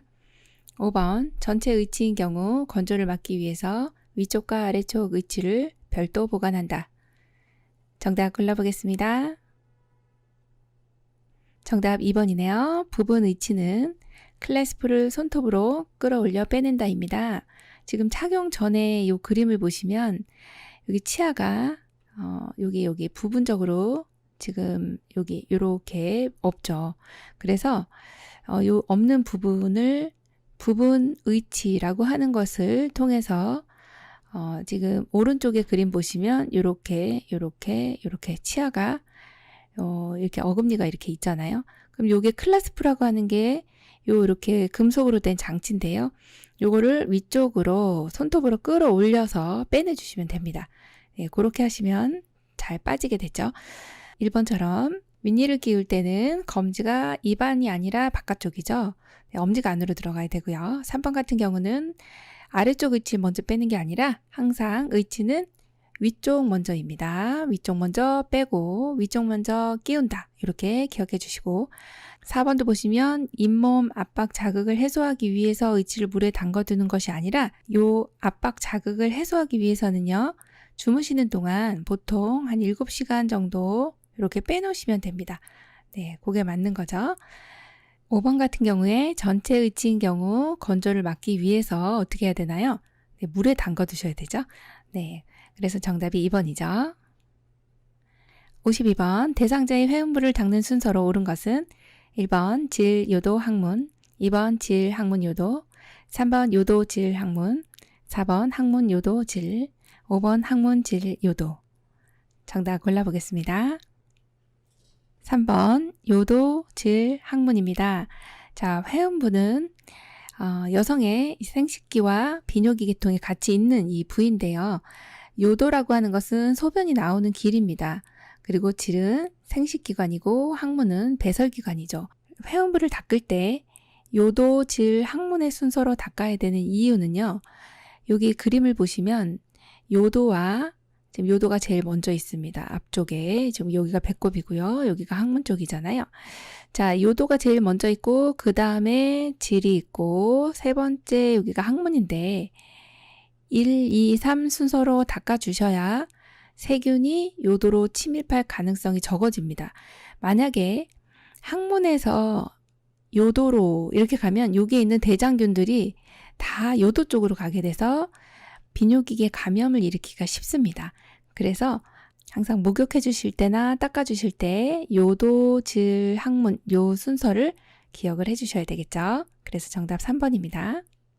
53번 다음 중 대상자의 세수를 돕는 방법으로 옳은 것은 1번 한 번 사용한 수건의 면은 사용하지 않는다. 2번 눈곱이 있는 쪽을 먼저 닦는다. 3번 코털이 코 밖으로 나와 있으면 의료기관에 가서 깎도록 한다. 4번 귀 입구의 귀지는 의료기관에 가서 제거하도록 한다. 5번 눈은 바깥쪽에서 안쪽으로 닦는다. 정답 골라보겠습니다. 1번 한 번 사용한 수건의 면은 사용하지 않는다. 네, 한쪽 눈을 이렇게 닦아주시고 나면 반대쪽은 다른 면을 사용해야 된다 이것이죠. 그래서 1번이 정답이고요. 2번 같은 경우는 눈곱이 없는 쪽을 먼저 닦고요. 3번 같은 경우 코털이 코 밖으로 나와 있어요. 그러면 그냥 깎아주셔도 됩니다. 의료기관까지 안 가셔도 돼요. 또 4번 같이 입구에 있는 건 우리가 이렇게 닦아주셔도 되고요. 5번처럼 눈은요 굉장히 중요한 기관인데요. 안쪽에서 바깥쪽으로 닦는다 아실 거고요. 자, 왜 이렇게 하느냐? 그러면 눈의 감염을 예방하기 위해서다. 이렇게 보시면 됩니다. 54번 다음 중 대상자의 목욕을 돕는 방법에 대한 설명으로 잘못된 것은 1번 말초 부위에서 몸의 중심부로 닦으면 정맥혈액을 심장 쪽으로 밀어 올리는 데 도움이 된다. 2번 목욕을 하면 전신의 신진대사를 촉진하며 혈액순환과 근육 및 관절의 이완을 돕는다. 3번 대상자가 목욕을 싫어하는 이유는 옷이 없어질까봐 걱정되거나 부끄러워서 등이다. 4번 되도록 대상자 스스로 씻게 하고 도움이 필요한 부분만 보조한다. 5번 침상 목욕 시 특히 눈 주변은 비누를 사용하여 깨끗하게 닦는다. 정답은요? 5번입니다. 침상 목욕 시 특히 눈 주변은 비누를 사용하여 깨끗하게 닦는다입니다. 지금 목욕을 돕는 방법에 대한 설명으로 뭘까요? 잘못된 것이에요. 네, 1번부터 보시면서 맞다 하면서 1번을 그냥 맞는 거 이렇게 골라주시면 안 됩니다. 여기에서는 잘못된 것 고르는 것이에요. 그래서 침상 목욕할 때 눈은 비누를 사용하지 않습니다. 그래서 틀렸어요. 55번 다음 중 침상 청결 등 쾌적한 환경을 유지하기 위한 방법으로 옳은 것은 1번 침구는 부드럽고 땀 흡수가 잘 되는 면 제품이 좋고 정기적으로 세탁하고 그늘에 말린다. 2번 70에서 80% 정도의 쾌적한 습도를 유지한다. 3번 현관이나 화장실의 문턱을 낮추도록 한다. 4번 습도가 낮으면 더욱 덥게 또는 춥게 느껴지므로 상황에 따라 습도를 적절히 조절한다. 5번 땀과 손발 온도를 확인하여 의복과 실내 온도를 조절한다. 정답은요? 5번입니다. 땀과 손발 온도를 확인하여 의복과 실내 온도를 조절합니다. 어르신이 지금 땀을 막 흘리시면서 또 손발도 뜨끈뜨끈한데 옷을 막 더 입혀야 되겠네 이러시면 안 되잖아요. 그래서 5번이 정답이고 1번처럼 이제 침구 같은 경우는 부드러운 거 맞죠? 땀 흡수가 잘 되는 면 제품 좋습니다. 정기적으로 세탁하고요. 요것은 면 제품은 주로 그늘이 아니라요. 네, 직사광선 햇볕에 말라주시는 거죠. 2번 같은 경우는 이제 쾌적한 습도인데 상당히 중요한 내용입니다. 습도는 항상 40에서 60%가 가장 좋구나 이렇게 보시면 돼요. 70에서 80 너무 높습니다. 자, 3번도 보시면 이거 고르신 분 있을 것 같은데 이거는 왜 주의해 주셔야 되냐면 현관이나 화장실의 문턱은요 낮추는 게 아니라 없앤다 이렇게 기억해 주셔야 되고 4번 같은 경우는 습도가 낮으면요 더욱 덥게 또는 춥게 느껴지므로 상황에 따라 습도를 적절히 조절하지 않고요. 습도가 낮으면 굉장히 건조해집니다. 그래서 항상 적절히 조절을 해주셔야 된다. 그렇게 보죠. 56번 오른쪽 편마비 대상자가 수액 주사를 맞고 있을 때 단추 있는 옷을 벗기는 순서로 괄호에 해당하는 것은 괄호 팔, 수액을 맡고 있는 팔을 먼저 벗긴다. 나 수액을 빼서 괄호 팔소매 밖에서 안으로 뺀다. 다 수액을 건다. 라 괄호 팔을 벗긴다. 1번 오른쪽 오른쪽 왼쪽 2번 왼쪽 오른쪽 오른쪽 3번 왼쪽 왼쪽 오른쪽 4번 오른쪽 왼쪽 오른쪽 5번 오른쪽 왼쪽 왼쪽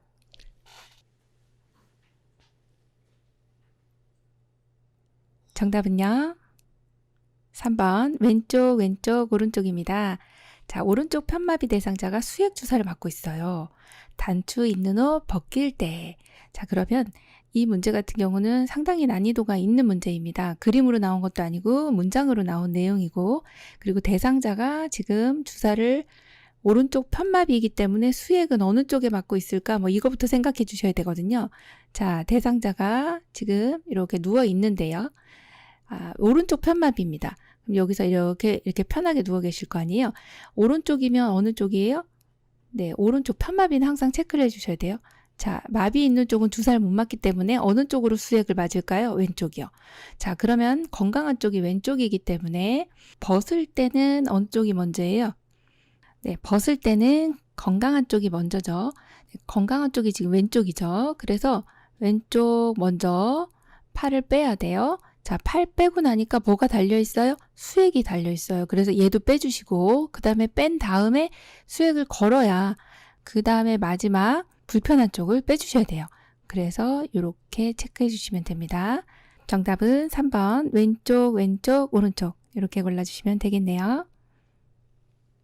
57번 다음 중 대상자를 침대 머리 쪽으로 이동할 경우 돕는 방법으로 옳은 것은 1번 가장 먼저 침대 매트를 30에서 45도 비스듬히 한다. 2번 대상자의 무릎을 세워 발바닥이 침대 바닥에 닿게 한다. 3번 대상자가 협조할 수 없는 경우 침대 머리 쪽 난간을 잡게 한다. 4번 대상자의 상의를 잡아당겨 이동한다. 5번 침대 시트를 잡아당겨 이동한다. 정답은요? 2번 대상자의 무릎을 세워 발바닥이 침대 바닥에 닿게 한다입니다. 지금 대상자를 침대 머리 쪽으로 이동할 거예요. 그러면 침대 매트는요. 대상자가 이제 침대에 이렇게 누워 있는 경우인데요. 자, 누워 계시다가 뭐 식사하거나 잠시 앉아서 세수를 하거나 할 때 밑으로 쭉 내려가시죠. 그러면 대상자를 위로 올려드려야 됩니다. 이렇게 내려가신 경우는 그냥 그대로 계시면 안 돼서 위로 올려야 되는데 그러려면 어르신 침대 매트를 이렇게 지금 올라와 있는 상태를 평평하게 만들어 주셔야 돼요. 그래서 이렇게 1번처럼 비스듬히 해주시면 안 되는 거고요. 수평으로 만들어 주셔야 돼요. 그래서 1번 틀렸고 2번 보시면 대상자의 무릎을 세워 발바닥이 침대 바닥에 닿게 한다. 이 내용은 좋은 내용입니다. 이렇게 무릎을 세워가지고요. 발바닥이 여기 닿게 해주시고 그리고서 대상자에게 이제 협조가 가능한 경우는 요 위에 여기 좀 잡아주세요. 이렇게 얘기를 하시면 돼요. 그래서 우리가 한쪽 팔로는 대퇴 아래쪽으로 잡아주시고 한 손은 심상을 잡아주시면서 어르신 하나 둘 셋 할게요 하면서 이동을 위로 해주시면 되거든요. 자, 그래서 무릎을 세워 발바닥이 침대 바닥에 닿게 한다가 맞고요. 자, 3번 같이 이제 대상자가 협조할 수 없는 경우가 있습니다. 그럴 때는 대상자 협조가 안 되기 때문에 뭐 잡아라 이렇게 어르신 여기 잡으세요 할 수 없습니다. 우리가 둘이서 요양보사 한 분이 더 와주셔야 돼요.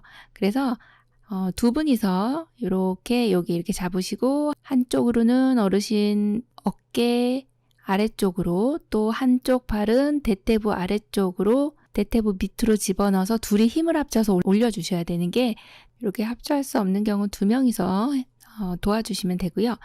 4번과 같이 상의를 잡아당기는 것은 이제 어르신 마찰을 줄여주셔야 되는데 이렇게 하다 보면은 어르신 욕창 생길 수 있고 해서 안 됩니다. 자, 5번처럼 이렇게 시트를 잡아당기는 것도 안 되는 거죠. 그래서 정답이 2번이네요.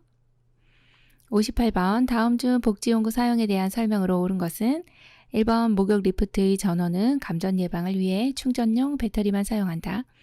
2번 목욕 의자는 앉는 높고 등받이가 낮은 것이 좋다. 3번 안전 손잡이는 거동이 불편한 대상자의 자세를 변환할 때 사용한다. 4번 미끄럼 방지 용품은 휠체어를 이용하는 대상자의 이동을 돕기 위한 용구이다. 5번 이동변기는 거동이 불편한 대상자가 침대에서 용변을 해결할 때 사용하는 용구이다. 정답은요? 1번 목욕 리프트의 전원은 감전 예방을 위해 충전용 배터리만 사용한다. 맞습니다.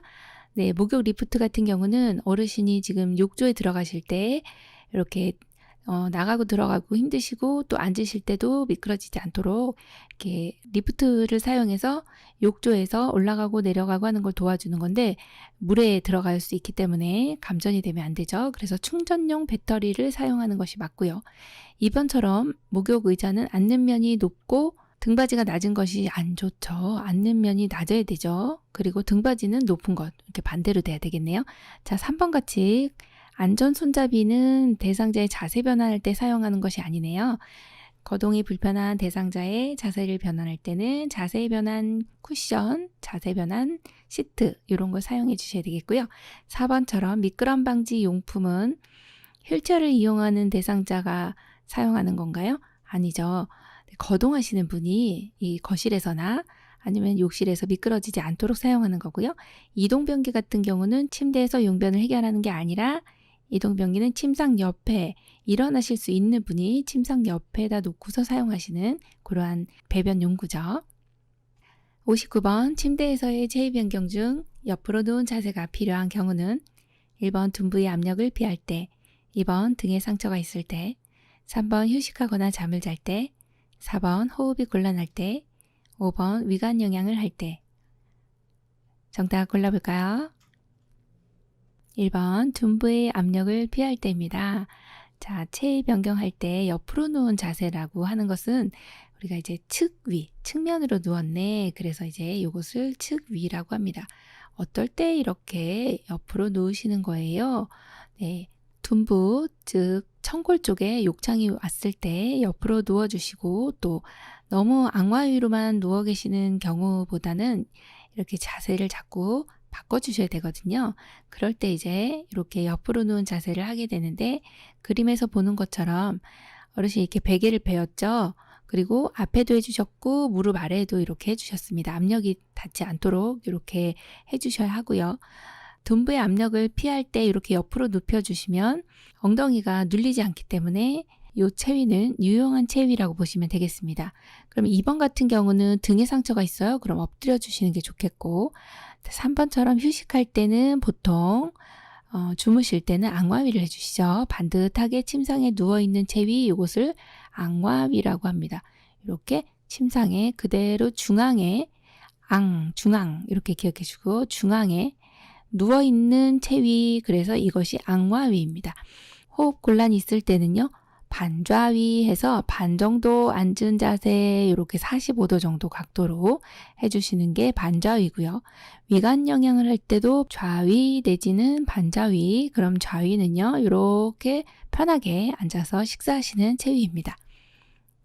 60번 휠체어를 접는 순서로 옳은 것은 가 발받침대를 올린다. 나 팔걸이를 접는다. 다 시트를 들어 올린다. 라 잠금 장치를 잠근다. 1번 가라 다 나, 2번 가라 나 다, 3번 라가 다 나, 4번 라가 나 다, 5번 라다 가 나. 정답은요? 3번이네요. 라가 다 나입니다. 휠체어를 접을 때 이런 휠체어 관련된 순서가 나오면요. 제일 먼저 잠금 장치 요거 골라주시면 네, 틀린 게 딱 보입니다. 네, 얘도 틀렸고 얘도 1번도 틀렸고 2번도 틀렸죠. 그럼 3, 4, 5번 중에 하나예요. 자, 잠금 장치 잠근 다음에 그 다음에 자 이거를 접어야 되니까 밑에 있는 발받침대를 올려야 접히겠어요. 그래서 발받침대를 올리는 게 두 번째. 그리고 나면 시트, 지금 여기 그림에서 보는 바와 같이 시트를 위로 쭉 하고 들어 올리시면 양옆에 사이드가 딱 이렇게 가까이 옵니다.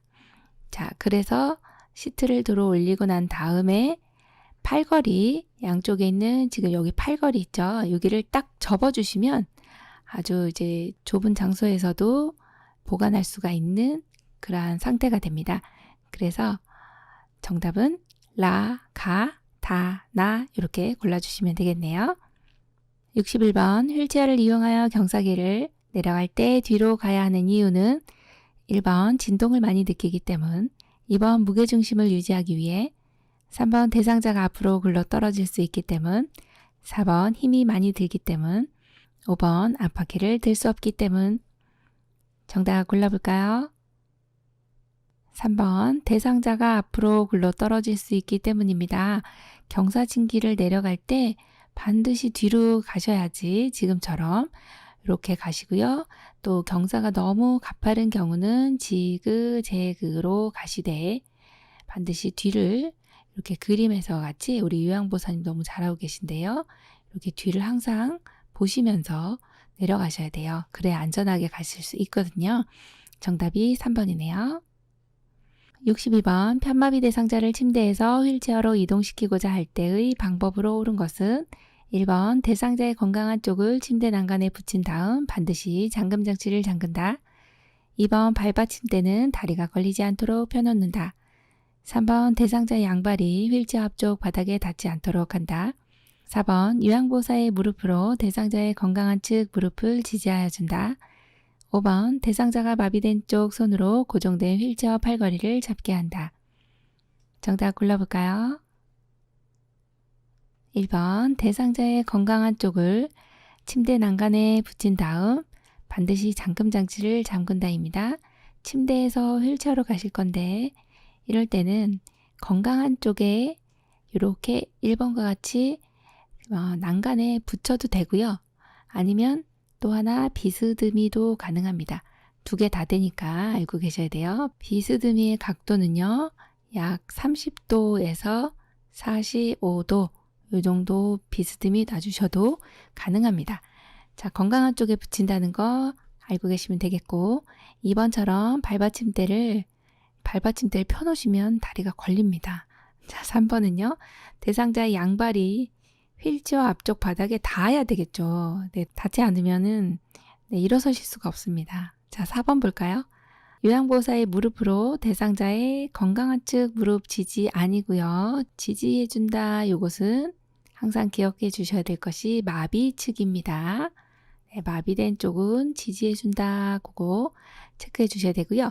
5번처럼 대상자가 마비된 쪽 손으로 고정된 휠체어 팔걸이를 잡으면 잘 못 잡습니다. 놓치게 돼요. 네, 그래서 건강한 쪽 손으로 잡는다 이렇게 해주셔야 맞는 내용이 되겠습니다. 63번 대상자를 휠체어에서 바닥으로 옮길 때 요양보호사가 지지해 주어야 할 위치와 대상자의 신체 부위는 1번 건강한 측 옆에서 어깨와 몸통, 2번 마비 측 옆에서 어깨와 몸통, 3번 건강한 측 뒤에서 어깨와 몸통, 4번 마비 측 뒤에서 어깨와 몸통, 5번 마비 측 옆에서 허리와 다리. 정답은요? 2번 마비 측 옆에서 어깨와 몸통입니다. 휠체어에서 바닥으로 옮깁니다. 지금 마비가 있으신 분들은 이런 경우가 상당히 위험합니다. 왜요? 휠체어에서 바닥으로 내려가려면 앞부분으로 앞으로 내려가야 되거든요. 근데 자칫 잘못하면 마비된 손으로 짚고 내려오시다가 앞으로 이렇게 넘어지시고 낙상할 수가 있어요. 그래서 항상 기억해 주셔야 되는 것은 건강한 쪽, 이렇게 건강한 쪽을 짚고 내려올 수 있도록 해주셔야 돼요. 건강한 팔을 이렇게 짚고 내려온다. 이게 중요한 내용이고, 그 다음에 우리는 어디서 지지를 해주셔야 될까요? 반드시 마비 측에서 마비된 쪽 옆에서 여기 어깨에 체크되어 있죠. 어깨를 지지를 해주시는 게 가장 중요합니다. 사실은. 네, 어깨, 그 다음에 몸통, 뒤쪽으로 지금 왼손이 요양보호사님 손이 뒤쪽에 몸통을 지지하고 있습니다. 그래서 여기 어깨와 몸통 요거 기억해 주셔야 돼요. 2번입니다. 64번 침대에서 침대로 두 사람이 대상자를 옮기는 방법으로 옳지 않은 것은 1번 대상자의 두 팔을 머리 위로 올려준다. 2번 대상자의 두 다리를 모으고 무릎을 세운다. 3번 한 사람은 대상자의 어깨와 허리 쪽에 넣고 지지한다. 4번 다른 한 사람은 대상자 허리 아래와 두 무릎 밑을 지지한다. 5번 두 사람이 호흡을 맞춰 들어올린다. 정답은요. 1번 대상자의 두 팔을 머리 위로 올려준다. 이것이 옳지 않은 겁니다. 우리 시험 보실 때요. 옳은 것은 옳지 않은 것은 요거 반드시 체크를 해주셔야 시험 보실 때 실수하지 않습니다. 여기는 두 사람이 대상자를 옮길 때 옳지 않은 것이에요. 대상자의 두 팔을 머리 위에다 올려주시는 것이 아니라 어디다 올려주셔야 돼요? 여기 가슴에다가 이렇게 가슴에 올려주셔야 되겠죠? 자, 그래서 1번이 틀렸죠? 네, 그래서 정답이네요. 2번, 3번, 4번, 5번은 다 맞는 내용이세요. 그래서 지금 그림 한번 보시면 우리 선생님들이 지금 두 분이 여기 머리 아니고 이렇게 좀 간혹 시험에 나오는데요. 여기 머리 쪽을 이렇게 잡아줘야 되는 거 아니냐 이렇게 생각하시는 경우가 많아요. 그러면 안 되시고요. 자, 제일 먼저 요 윗부분에는요. 목하고 어깨를 잡아주시는 거. 그 다음에 여기 중간에는요. 여기 허리 쪽에 허리 위쪽 허리하고요. 아래쪽 허리. 그 다음에 여기 마지막 요 부분은 무릎을 이렇게 지지를 해주셔야 됩니다. 그래야 요 안정적으로 어르신을 들어 올릴 수가 있습니다. 요 그림 그대로 기억해 주시면 되겠습니다. 65번 왼쪽 편마비 대상자의 지팡이 사용 시 지팡이 끝을 놓는 지점으로 옳은 것은 1, 2, 3, 4, 5. 정답 골라볼까요? 1번이네요. 자, 왼쪽 편마비죠. 그럼 여기서는 지팡이가 나왔네. 그러면 지팡이를 어느 쪽으로 잡아야 되지? 요거부터 생각해 주셔야 됩니다. 지팡이는요. 어느 쪽이요? 건강한 쪽에 잡아주셔야 놓치지 않는다. 그렇게 기억을 해주셔야 되고 그러면 왼쪽 편마비이기 때문에 어느 쪽이 건강해요? 네, 오른쪽이 건강하세요. 그러면 오른쪽 지금 여기 놓는 위치가 옆으로 15, 앞으로 15. 그래서 여기 새끼발가락을 기준으로 해서 앞으로 옆으로 15. 그래서 정확히 놓는 위치가요. 여기가 되겠어요. 그래서 정답이 1번입니다. 66번 전기사고 예방을 위한 안전관리 방법으로 옳은 것은 1번 습기가 있는 곳에서 전기기구 사용은 크게 문제되지 않는다. 2번 전기기구 물품 세척 시나 수선 시 전기를 차단하면 안 된다. 3번 전기기구 사용 시 전기가 통하는 찌릿한 느낌이 들거나 냄새가 나면 즉시 사용을 중단한다. 4번 전기 쇼크를 입으면 전류가 차단되기 전이라도 대상자를 신속히 구조한다. 5번 연결 코드를 가급적 사용한다. 정답은요? 3번 전기기구 사용 시 전기가 통하는 찌릿한 느낌이 들거나 냄새가 나면 즉시 사용을 중단한다입니다. 이거는 우리 초등학생이 풀어도 맞을 거예요. 그쵸? 네. 그래서 3번으로 골라주시면 되네요.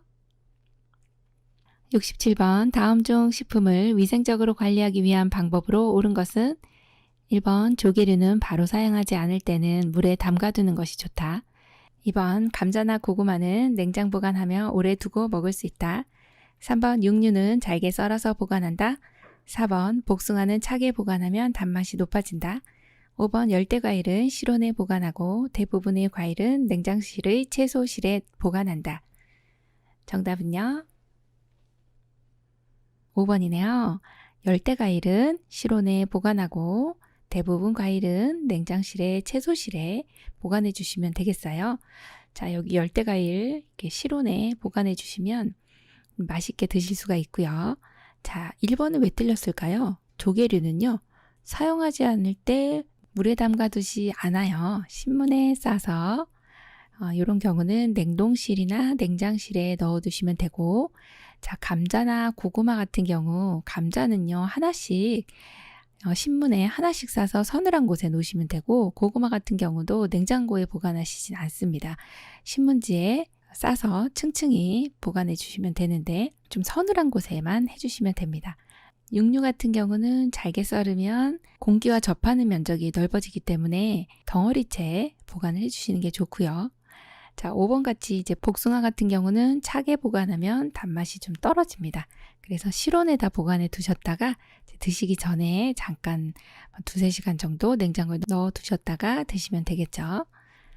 68번 식품을 안전하게 섭취하기 위한 방법으로 옳게 설명한 것은 1번 75도씨까지 가열하면 안전하게 식품을 섭취할 수 있다. 2번 조리한 식품을 실온에 12시간 이상 방치하지 않는다. 3번 냉동식품은 실온에서 천천히 해동한다. 4번 냉장고 안에서는 식품을 장기간 보관하여도 된다. 5번 도마와 칼이 한 개씩밖에 없는 경우 과일, 육류, 닭고기, 생선류 순으로 사용한다. 정답은요?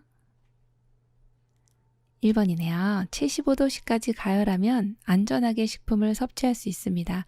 75도씨까지 가열하면은 유해한 미생물은 대부분 죽는다고 보시면 돼요. 그래서 1번이 정답이고 2번처럼 이렇게 조리한 식품이라 할지라도 실온에 2시간 이상 방치하시면 안 됩니다.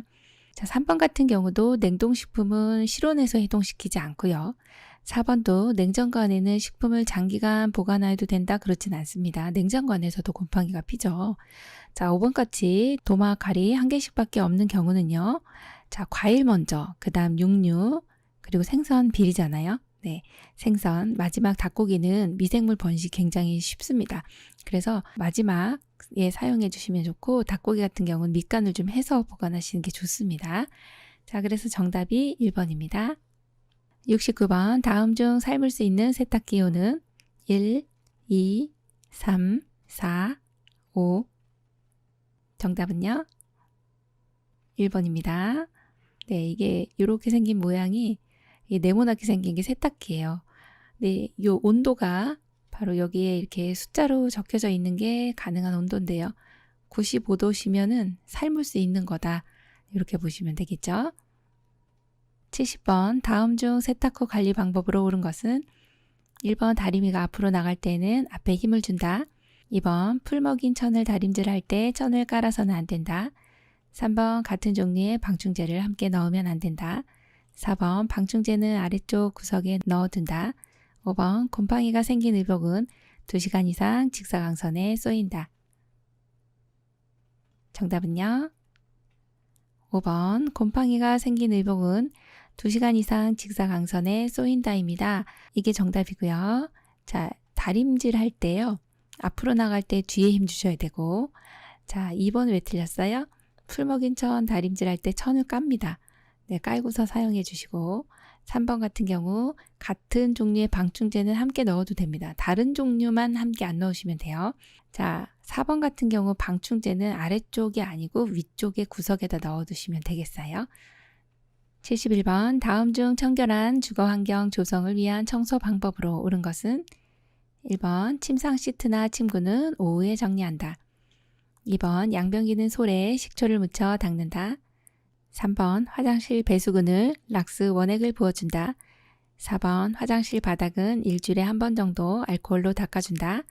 5번 청소는 낮은 곳에서 높은 곳 순서로 한다. 정답 골라볼까요? 2번 양변기는 솔에 식초를 묻혀 닦는다입니다. 자, 청소하는 방법인데요. 1번 같은 경우에 이제 침상 시트나 침구는요. 오전에 정리하시는 게 좋아요. 그러면 3번처럼 화장실 배수구는요. 락스 원액을 부어주나요? 아니죠. 희석해야 됩니다. 자, 4번은 왜 틀렸어요? 화장실 바닥은 일주일에 한 번 이상 솔과 소독제로 닦아주시면 되고 5번 같은 경우는 청소는 낮은 곳에서 높은 곳이 아니라 높은 곳에서 낮은 곳으로 이렇게 순서를 바꿔주시면 되겠습니다. 72번 다음 중 치매 대상자의 배설을 돕는 방법으로 옳은 것은 1번 낮에는 가능한 기저귀를 사용하는 것이 좋다. 2번 방은 화장실에서 먼 곳에 배정한다. 3번 적절한 시기에 화장실 이용을 유도하며 강요하지 않는다. 4번 낮에는 4시간, 밤에는 2시간 간격으로 배뇨하게 한다. 5번 실금한 경우 민감하게 반응한다. 정답은요? 3번이죠. 적절한 시기에 화장실 이용을 유도하며 강요하지 않는다가 정답입니다. 73번 다음 중 치매 대상자의 목욕을 도울 때 주의사항으로 옳은 것은 1번 치매 대상자가 할 일을 한꺼번에 설명한다. 2번 목욕의 필요성을 강요한다. 3번 일정한 목욕 시간보다는 수시로 변경하는 것이 좋다. 4번 발목 정도 높이 물을 미리 받은 후 대상자가 욕조에 들어가게 하고 조금씩 채운다. 5번 목욕 과정을 다양화한다. 정답은요? 4번 발목 정도 높이의 물을 미리 받은 후 이렇게 받아요. 발목 정도로. 받은 후 대상자가 욕조에 들어가게 하고요. 그 다음에 채워주시면 됩니다. 네, 이 방법을 쓰셔야 어르신이 안전하게 목욕을 하실 수가 있다. 그렇게 봅니다. 74번 다음 중 치매 대상자의 운동을 돕는 방법으로 옳은 것은 1번 다리 쪽에서 시작하여 머리 쪽으로 진행한다. 2번 운동량은 점차 줄인다. 3번 선 상태에서 하는 것보다 앉아서 하는 것이 효과적이다. 4번 스스로 운동을 하도록 유도한다. 5번 매일 다른 시간대에 운동을 하는 것이 더 효과적이다. 정답은요? 정답 4번 스스로 운동을 하도록 유도한다가 맞는 내용이겠네요. 75번 다음 중 치매 대상자의 파괴적 행동에 대한 설명으로 옳은 것은 1번 주로 치매 초기에 일어난다. 2번 대부분 치매 대상자는 폭력적이다. 3번 에너지가 소모되어도 폭력적이다. 4번 가족에게만 폭력성을 나타낸다. 5번 파괴적 행동은 시작되면 오래 지속된다. 정답 골라볼까요? 1번 주로 치매 초기에 일어난다입니다. 치매 대상자의 파괴적인 행동은 초기에 일어나고요. 그렇다고 해서 대부분 치매 대상자가 폭력적이진 않습니다. 자, 3번 같은 경우도 에너지가 소모되면 폭력성이 좀 잠잠해지거든요. 네, 이게 소진되면 파괴적 행동이 좀 잠잠해져요. 무슨 일이 있었냐는 듯 이렇게 조용해집니다. 그렇다고 해서 이렇게 조용해졌으니까 아까 왜 그러셨어요? 이렇게 물어보시면 다시 폭력적이 될 수 있으니까 이렇게 다시 물어보시면 안 되고, 자, 4번 같이 가족에게만 폭력성을 나타내지도 않습니다. 5번처럼 파괴적 행동은요, 시작되면 이런 파괴적인 행동이 우리도 화가 막 났을 때는 막 씩씩거리면서 막 이 아드레날린 막 분비되면서 막 화가 나다가도 또 시간이 어느 정도 지나면 또 사그러들잖아요. 그래서 오래 지속되진 않는다. 에너지가 소모되면 이런 행동은 없어진다. 그렇게 보시면 돼요. 76번 치매 대상자가 내 물건이 없다. 도둑 맞았다고 하며 같은 방의 김씨 할머니를 도둑이다 라고 한다. 이때 요양보호사의 대처 방법으로 옳은 것은 1번 김씨 할머니가 도둑이 아니라고 사실을 말해준다. 2번 왜 그런 모함을 하느냐고 야단을 한다. 3번 아니라고 이해할 때까지 납득을 시킨다. 4번 함께 찾아보고 되도록 대상자가 그 물건을 발견하도록 유도한다. 5번 시설장에게 보고한다. 정답은요? 4번 함께 찾아보고 되도록 대상자가 그 물건을 발견하도록 유도한다입니다. 지금 도둑망상이거든요. 지금 물건 없어졌다. 의심망상, 도둑망상 이런 경우들은요. 어르신 물건 한번 찾아볼까요? 뭘 잃어버리셨나요? 하면서 같이 찾고요. 그리고 가급적이면 우리가 찾아드리는 거는 의심의 대상이 됩니다. 그래서 대상자가 그 물건을 발견하도록 유도해 주시는 게 중요하죠. 77번 다음 중 치매 대상자별 의사소통 방법으로 옳은 것은 1번 치매 대상자별로 인지능력 수준이나 욕구가 다르더라도 의사소통 내용이나 방법은 같아야 한다. 2번 의사소통을 시도하고 효과가 없으면 중단했다가 나중에 같은 방법으로 시도한다. 3번 여러 사람이 있으면 대상자와 조용한 장소로 가서 대화한다. 4번 치매 대상자에게는 당장 해야 할 일은 물론 앞으로의 계획도 전하여 준비하도록 한다. 5번 부정형 문장을 자주 이용하여 대상자가 할 수 있는 것을 정확히 이야기한다.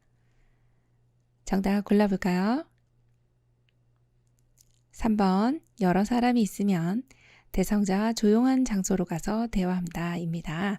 네, 의사소통하실 때 이렇게 해주시면 문제가 없이 잘 소통하실 수가 있겠고 1번 같이 이렇게 인지능력 수준이나 욕구가 다르면 내용이나 방법도 달라야 되겠고 의사소통을 시도하고 효과가 없다 해서 또 똑같은 방법으로 시도하면 또 효과가 없을 수 있습니다. 그래서 안 되고 자, 그 다음에 4번처럼 대상자에게 당장 해야 할 일, 또 앞으로의 계획 뭐 이런 것들을 구구절절히 계속 얘기해 주시면 대상자는 지금 당장에 무엇을 해야 하는지도 모르시는 분이기 때문에 한 가지씩만 말씀을 드려요. 네, 그 내용이 지금 틀린 내용이고 자, 5번처럼 이렇게 부정형 문장 자주 사용하시면 안 됩니다. 78번 다음 중 치매 말기 대상자와 의사소통 방법으로 옳은 것은 1번 방 안에 아무도 없는 것처럼 이야기한다. 2번 대상자가 응답하지 않으면 이야기를 멈춘다. 3번 대상자가 이야기하는 모든 것에 반응할 필요가 없다. 4번 대상자의 이름을 부르면서 이야기를 시작한다. 5번 전달하고자 하는 요점을 설명하고 구체적으로 표현한다. 정답은요? 4번 대상자의 이름을 부르면서 이야기를 시작한다 입니다. 자, 치매 말기 대상자. 치매 말기에는 이제 몇 가지 체크해 주셔야 되는 내용이 이분들 같은 경우는 말이 없으니까 1번처럼 이렇게 아무도 없는 것처럼 말씀 못 하시니까 의식이 없는 거 아니야? 이렇게 생각할 수가 있습니다. 그래서 1번과 같은 이런 실수를 하실 수가 있는데 치매 말기라 할지라도 알아들으실 수 있기 때문에 말씀을 못하는 이러한 무언증이 있다 해도 알아들으신다 이렇게 생각하셔야 되고 또 하나의 특징적인 내용은 당신의 이름을 기억 못하기 때문에 치매 말기 때는 어르신의 이름을 부르면서 요양보를 제공하는 것이 중요한 의사소통 방법 중에 하나입니다. 그래서 정답이 4번이고요. 2번처럼 응답하지 않는다고 해서 이야기를 안 하신다든지 3번 같은 경우에는 이렇게 반복적인 행동을 하시는 반복적으로 아침에 일어나면 우리 딸 언제 와? 우리 딸 언제 와? 우리 딸 언제 와? 이렇게 계속 반복적으로 얘기하시는 분한테는 이렇게 반응할 필요가 없는 거죠. 이 치매 말기 대상자하고는 좀 틀린 내용입니다. 5번과 같이 전달하고자 하는 내용의 요점을 설명하고 구체적으로 설명하는 것이 아니라 여러 가지 말을 해주시면 또 혼란을 일으킬 수 있기 때문에 한 번에 한 가지씩 말씀해 주시고 간단하고 명료한 단어를 사용해 주시면 되겠습니다. 79번 임종 대상자가 손발부터 시작해서 팔다리로 점차 싸늘해지면서 피부의 색깔도 하얗게 혹은 파랗게 변한다. 이때 요양보호사의 요양보호 방법은 1번 이불을 덮어서 따뜻하게 해준다. 2번 이마를 가볍게 문질러준다. 3번 전기기구를 사용하여 체온을 유지해준다. 4번 고개를 옆으로 부드럽게 돌려준다. 5번 상체와 머리를 눕혀준다. 정답 골라볼까요? 1번 이불을 덮어서 따뜻하게 해준다입니다. 지금 이런 경우는 임종이라고 하는 것은 이제 죽음을 맞이하는 단계예요. 그래서 이렇게 임종이 가까워지면서 혹은 임종 후에는 대상자가 이제 점차 차가워지거든요. 싸늘해집니다. 그러면 이분은 이제 추위를 느끼실 수가 있겠죠. 그래서 이불을 덮어서 따뜻하게 해줍니다. 2번 같은 경우는 이마를 가볍게 문질러주는 경우는요. 불안해하는 경우는 이렇게 이마를 가볍게 문질러줍니다. 그러면 또 3번 같은 경우 이렇게 어르신 너무 추우니까 전기기구 사용하면 좋지 않을까요? 안 됩니다. 전열기구는 사용하지 않고요. 자, 4번 같은 경우는 입안에서 이제 분비물이 나올 때 옆으로 좀 돌려주시는 건 가능합니다만 지금 이와 같은 경우는 아니죠. 자, 5번 같은 경우도 호흡이 좀 힘든 경우 보통은 돌아가시기 전에 이렇게 가래가 끓는 소리, 그래서 돌 굴러가는 소리가 난다. 뭐 이렇게 그래서 호흡이 좀 힘들어지는 경우는 상체와 머리를 좀 높여주시면 되겠어요. 80번 다음 중 심폐소생술에 대한 설명으로 맞는 것은 1번 가슴이 최소 8cm 눌릴 정도의 강도로 압박한다. 2번 가슴 압박과 인공호흡은 동시에 실시한다. 3번 가슴 압박은 1분에 100에서 120회 정도의 속도로 시행한다. 4번 머리를 앞으로 당겨 기도를 유지한다. 5번 가슴 압박은 양팔을 구부린 상태에서 체중을 가볍게 실어 압박한다. 정답 골라볼까요? 정답은요. 3번 가슴 압박은 1분에 100에서 120회 정도의 속도로 시행한다입니다. 이 내용은 많이들 알고 계실 거라서 이거는 좀 체크를 해주셔야 되고 자, 1번 같은 경우 왜 틀렸어요? 가슴이 최고 몇 cm요? 5cm 정도만 눌리시면 되고요. 2번 같은 경우 가슴 압박, 인공호흡 동시에 하지 않습니다. 자, 4번 머리를 앞으로 당겨 기도를 유지하나요? 아닙니다. 뒤로 젖혀줍니다. 그래야 기도가 그림과 같이 이렇게 일자로 유지가 되는 거고요. 5번 같은 경우에 보시면 가슴 압박은 양팔을 구부린 상태에서 하지 않습니다. 지금 그림처럼 수직으로 해서 위에서 아래로 이렇게 직각으로 해서 압박을 해주시는 게 맞습니다. 장시간 동안 공부하시느라고 수고 많으셨습니다. 이번 시험에 대비해서 열심히 공부하신 만큼 좋은 성적으로 합격하시기 바랍니다. 열린 요양보사 교육원 장희영 강사였습니다. 감사합니다.